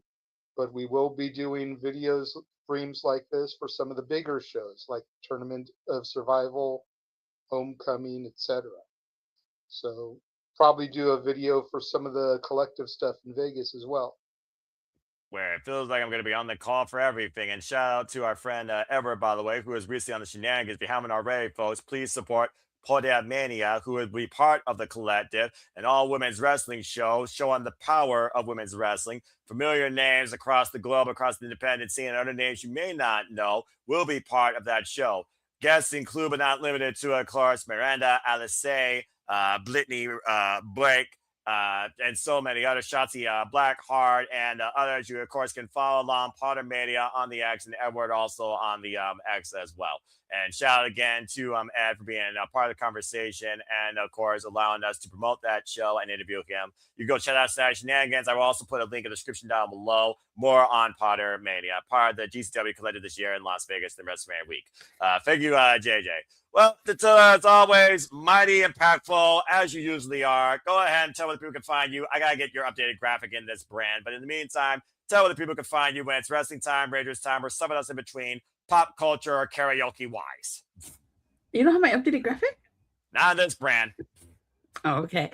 Well, you can follow me at @the_. I talk Power Rangers and pro wrestling. Check out my YouTube channel, Rangers of Wrestling. This year I'm gonna aim to do more Power Rangers content.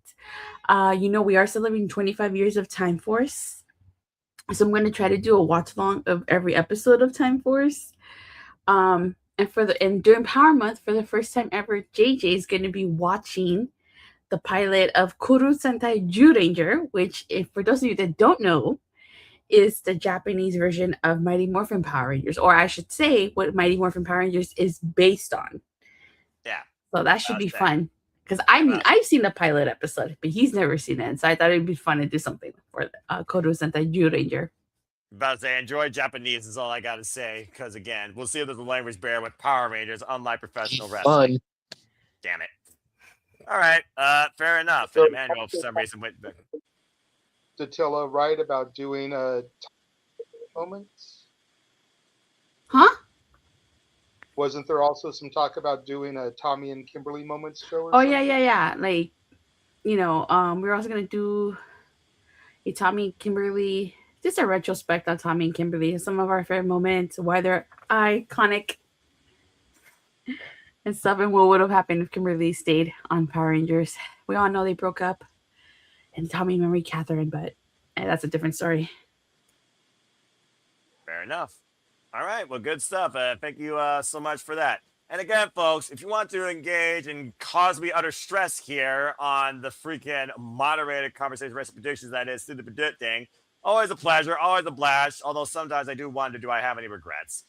Find me if you choose, and Foster916 on the X and on YouTube, as always, for these and so much more. They have me call everything, predict everything, sometimes I moderate almost anything. And again, do you be part of the Predictions League? Find me on the X and on YouTube, and Foster916. It's that simple. For I am nothing more but a simple man and a lifelong fan of professional wrestling. Damn it! Reminding you, as always, there are no winners, no losers, no betters, just fans of opinions for this passion we all share. At the end of the day, folks, support one another, respect each other, protect your mentality too. Treasure your fans, no matter how much they annoy you or piss you off. And just do it on Why are you looking at us like that? Because you're literally to that point. What do we do that is so bad to drive you nuts? Do you really want a family feud? For Emmanuel, you looked our way. I take issue with that, sir.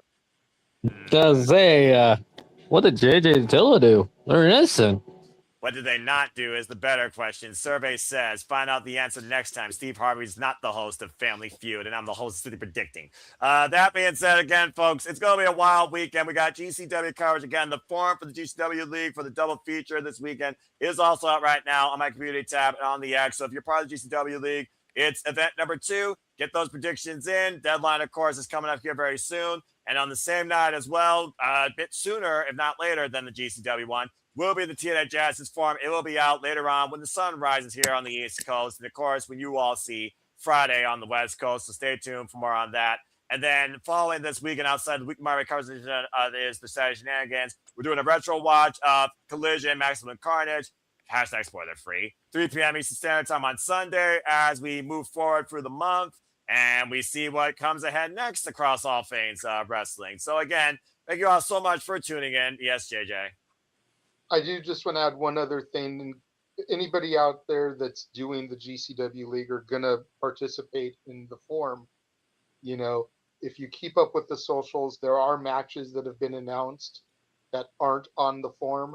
And that's only because me and Noah had to produce the forum at some point. We couldn't wait for Independent Wrestling 101 to announce matches 48 hours before the show happens and then try to give y'all the time to pick winners on 2 shows because it's technically a double form. It's 2 shows on 1 form. That is correct.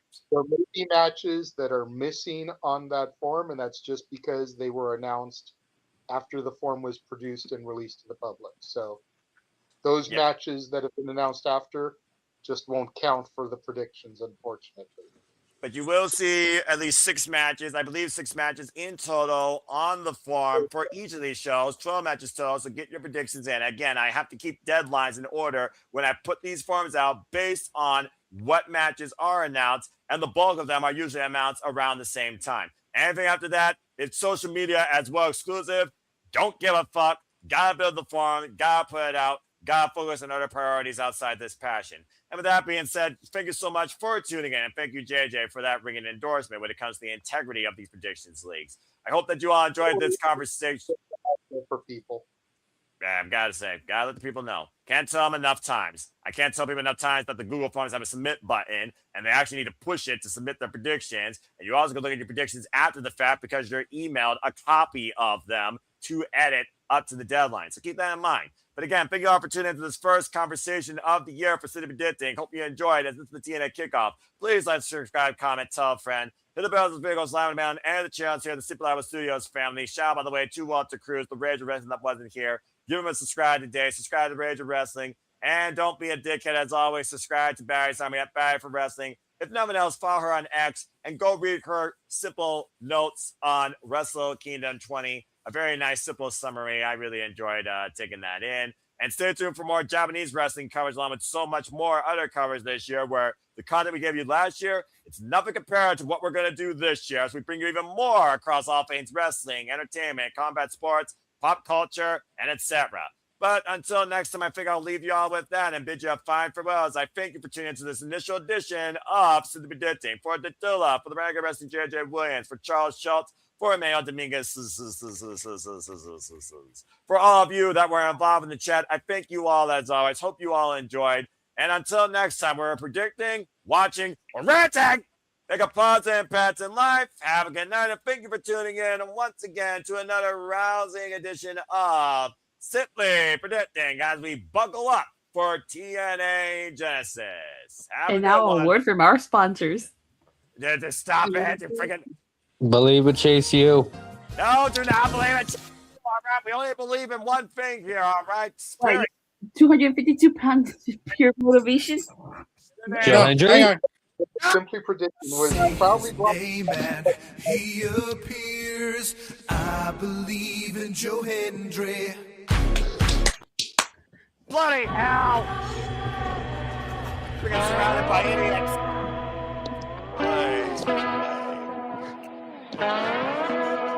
Fucking hell, dude. I need to get my zone in.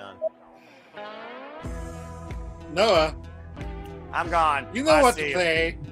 No. ADC, come on. It's a No. Spinal Corral. You need to play. No. It's a Spinal Corral. No. It's leaving TNA. It's No. career standing. No. You know what to play. You know No. what to do. No. No. I refuse to. I refuse to. All right, we're gonna snap our way out of here. We're gonna go to bed. We're gonna freaking get some rest because you all throw me up a damn wall. And I've had enough of this shit one night with freaking WWE Temu TNA overruling AMC for 2 fucking hours of my life. That's enough of that shit. All right, I'm hitting the freaking button. Thank you all for tuning in. I'm out of here. Bye. Adios, everybody. Yeah, you adios to yourself.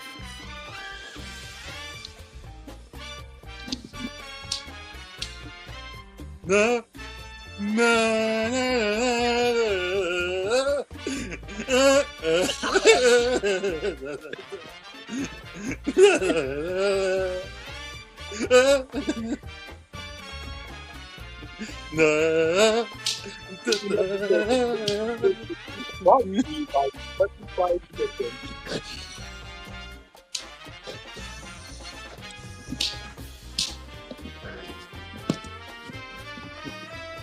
Right now, nose dancing, so nobody can see you.